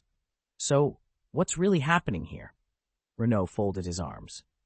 Are we to believe it's Lord Cassidon's will that an ordinary man serve as the official recorder? Damien shook his head in disbelief. I'm not worried about the prophet foretelling my death, but this is Void Island, the very heart of the Void God cult. Almost everyone here wields supernatural power, yet they've installed a commoner inside the temple to document their rights. Until now, only Miss Sonia has been granted free ingress and egress. Then we observe first, Sonia suggested, glancing from Damien to Renaud. Renaud hesitated. But how do we pull that off? Damien offered a half-smile. They file in and out one at a time, and none of them are exactly lightweight. If we go together, we'll blend in, see what unfolds, and slip right back out before anyone notices. Lacey's stomach nodded as she stepped closer to the threshold. Is it safe, Prophet? What if we offend the recorder? Will we incur Lord Cassidon's divine wrath? The Prophet's eyes gleamed with quiet authority. One slip, one insult, and you invite the Master's judgment. Renali, lingering behind Lacey, swallowed hard. Even so, we must know the truth. Without another word, the prophet strode forward. Lacey hesitated for a heartbeat, then squared her shoulders and followed, ready to face whatever lay beyond those doors. Damien followed the prophet down the temple corridor. His curiosity piqued even as he remained on guard. Renoli trailed just behind him, unsure who the mysterious recorder might be, but trusting the prophet's presence. And Tony and Kyle lingered at the rear, ready to break away at the first sign of trouble. They stepped into a vaulted chamber lit by pale, flickering torches. At a polished marble desk sat a striking woman in a flowing scarlet gown. Her long red hair caught the torchlight as she leaned over a heavy ledger, quill in hand. She looked up and offered them a gentle smile. "Welcome," she said. "My name is Sarah. I'm the temple's recorder. I note each traveler's departure and return to Xandar." Damien moved forward, inclining his head. "I'm Damien Cross," he said. Tony and Kyle came to stand beside him. Tony added with a quick nod, "Tony Stark, this is Kyle." Sarah tapped the quill thoughtfully. "Have you just returned from another world?" she asked. "Or are you preparing to set out?" She flipped open the ledger and looked at them expectantly, ready to mark down their names and destinations. Tony Stark stepped into the records office and offered a polite bow. "I've just returned from Blue Star," he announced. "Miss Sarah, would you care to join me for a drink and a chat?" Sarah looked up from her ledger. her gentle smile never wavering. She recognized the famously wealthy industrialist immediately. "Mr. Stark, how kind of you to ask. I'd be delighted."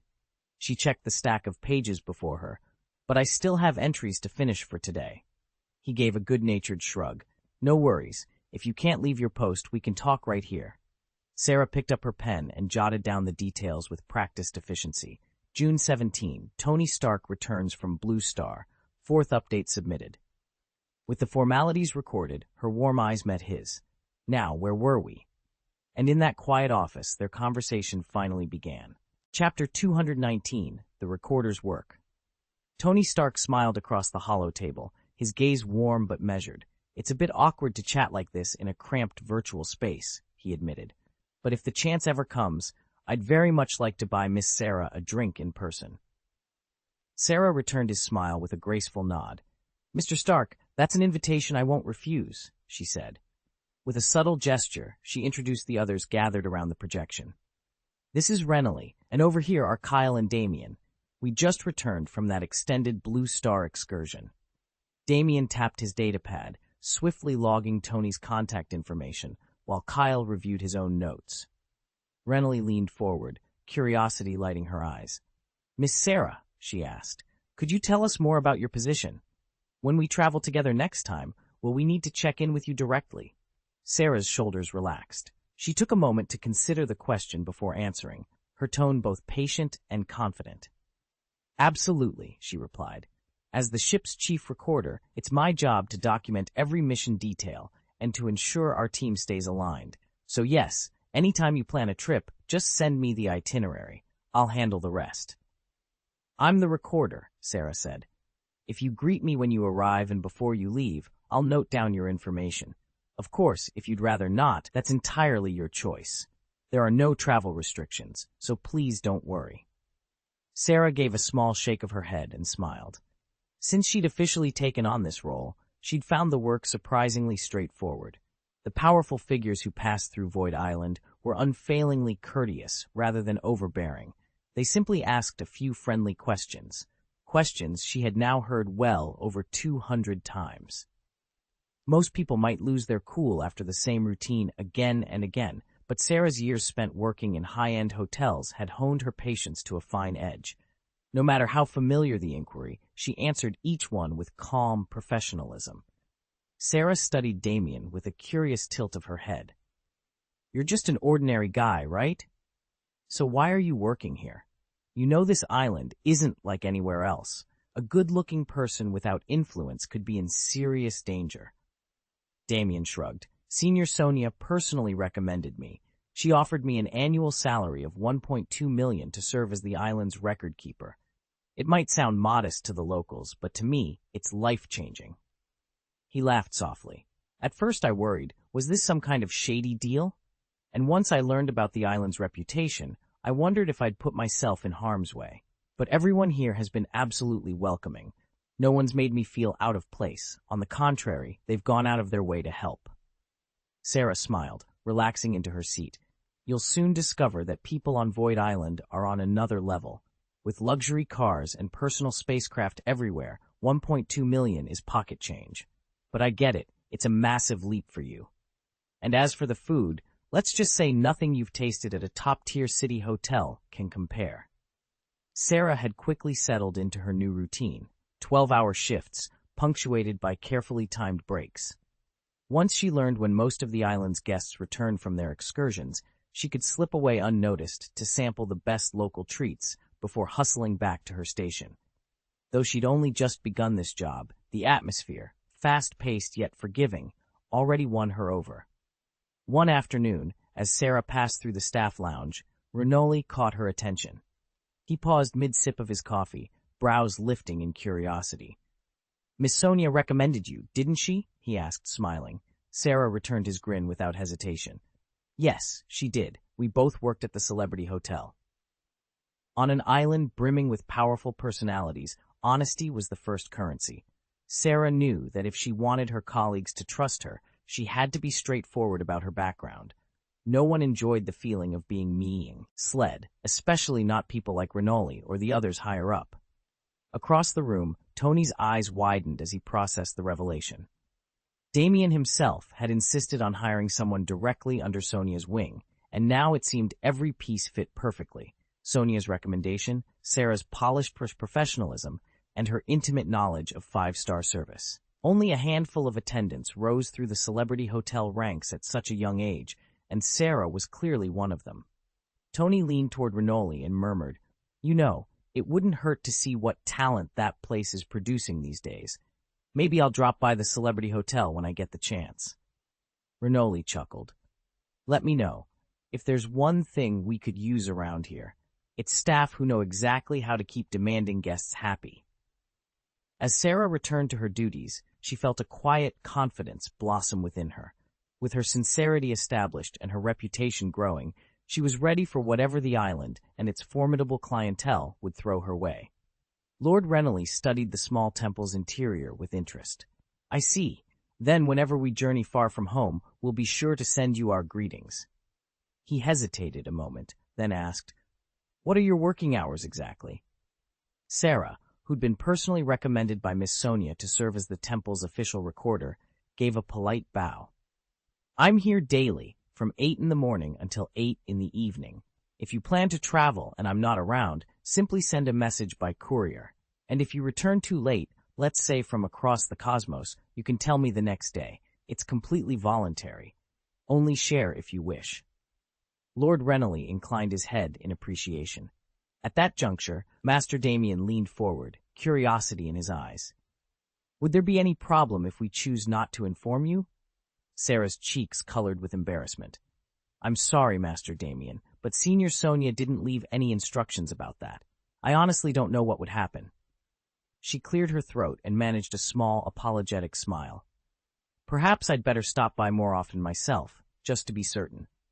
Master Damien gave her a gentle nod. Though she seemed unsure, her dedication to her post was clear, and they both felt confident that whatever questions remained, they would be answered in time. Damien was never one to leave things to chance. Better safe than sorry, he decided he would always let Sarah know whenever he planned to be away and when he returned.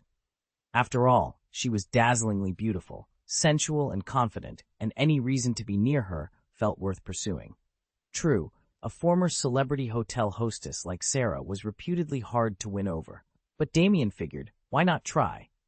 That afternoon, as they discussed his upcoming trip, Sarah offered him a reassuring smile. "Damien, please don't misunderstand what I'm saying," she began softly. "There's no need to formally ask my permission before you leave town. Just give me a heads up on your schedule. That's all I need." Damien blinked in surprise at her casual tone. She leaned forward, her gaze warm. "And of course, you're always welcome to visit me whenever you like. The villa's comfortable, but it can feel pretty lonely if no one drops by." Her words sent a pleasant rush through him. He cleared his throat. "Thank you, Sarah. I'll make sure to come by when I'm back." From across the room, Lacey watched the exchange and couldn't hide her grin. She leaned toward Sarah and whispered, "See? He's already thrilled. You really know how to flatter a man."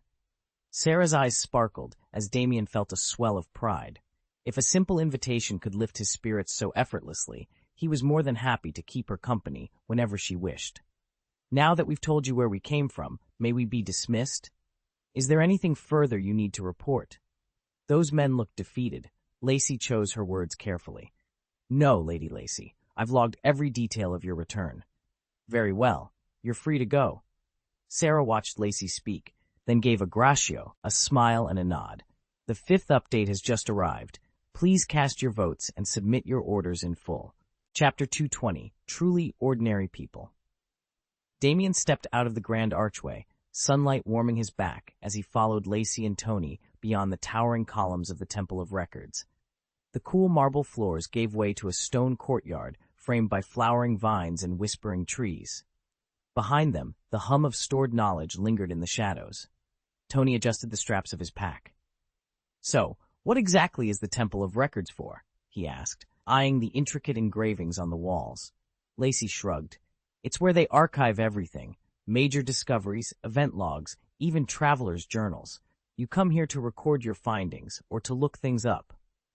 At the foot of the steps, Kyle turned and waved at Sarah, who lingered near the entrance.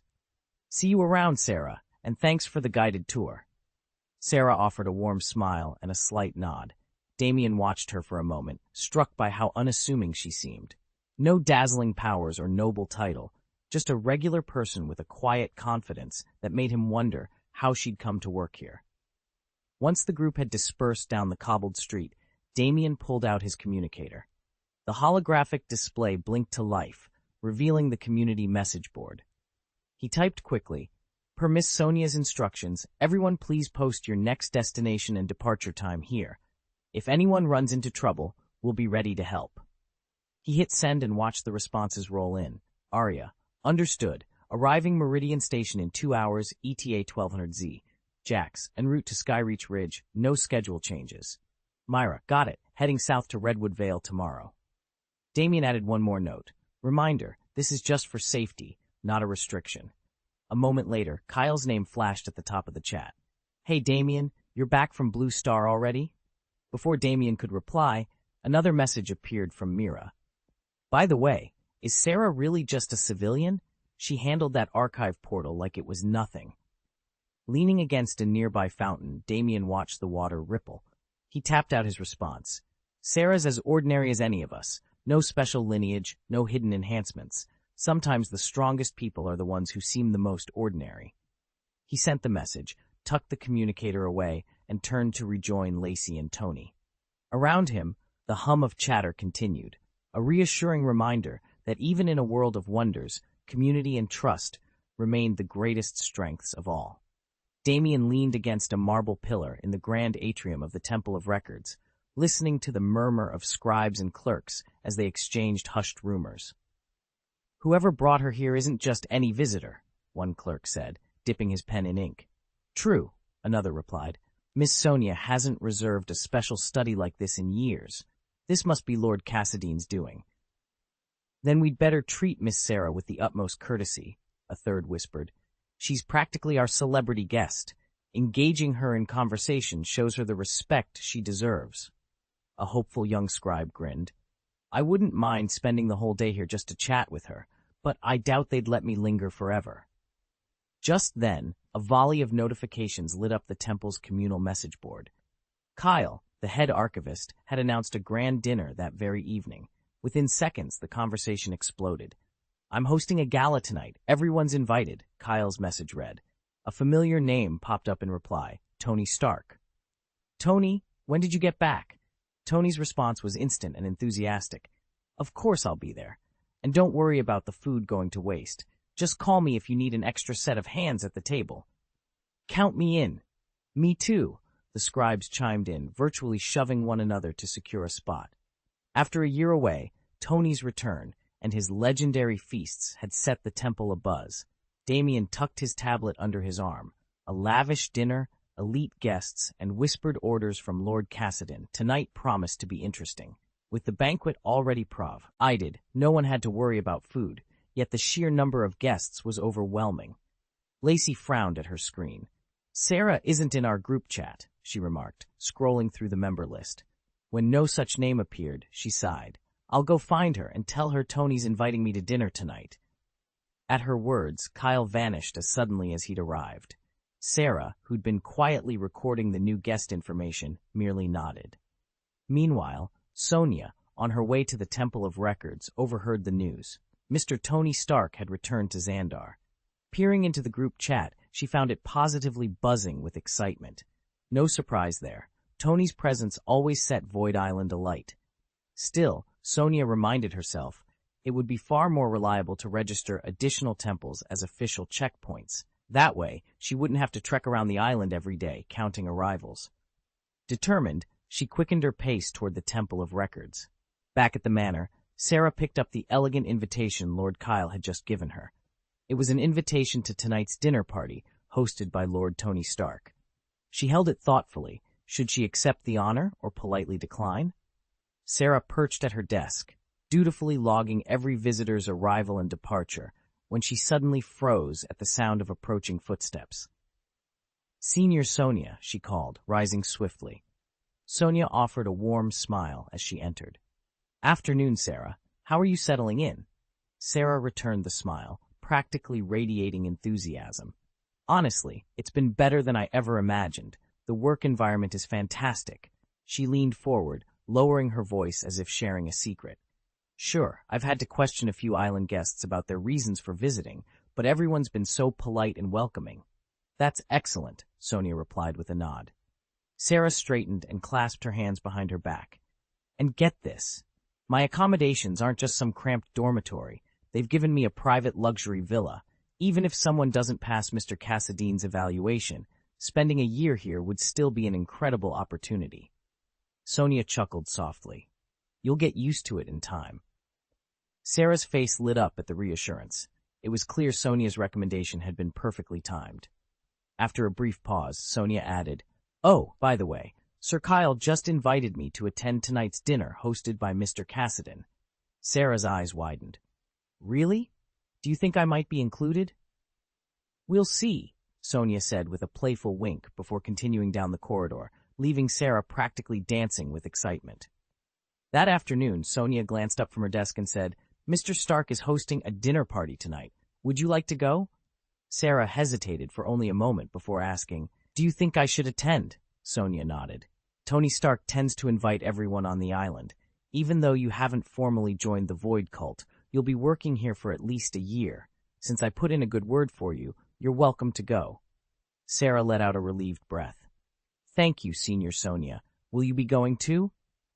Sonia shook her head. "My situation is rather complicated, so I won't be able to make it, but I'll send you photos of the evening if you like." A flicker of disappointment crossed Sarah's face. She'd been looking forward to Sonia's company, but she masked it quickly. Starting in a new place was always a bit nerve-wracking, even when your colleagues were friendly. "Yes, please," she said. "I'd really appreciate that." "It's up to you. Just have fun," Sonia said, folding her arms with a small smile.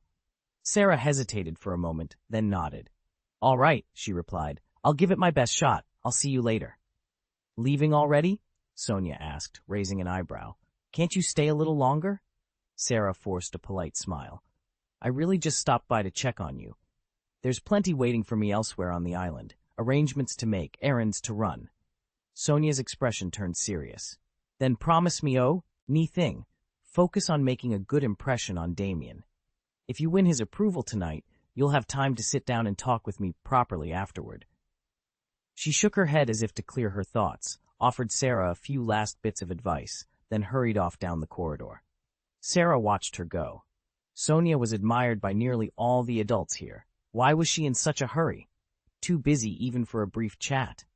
Puzzled, Sarah turned toward the grand dining hall where Mr. Tony's dinner party was already underway, determined to discover what lay behind Sonia's sudden urgency.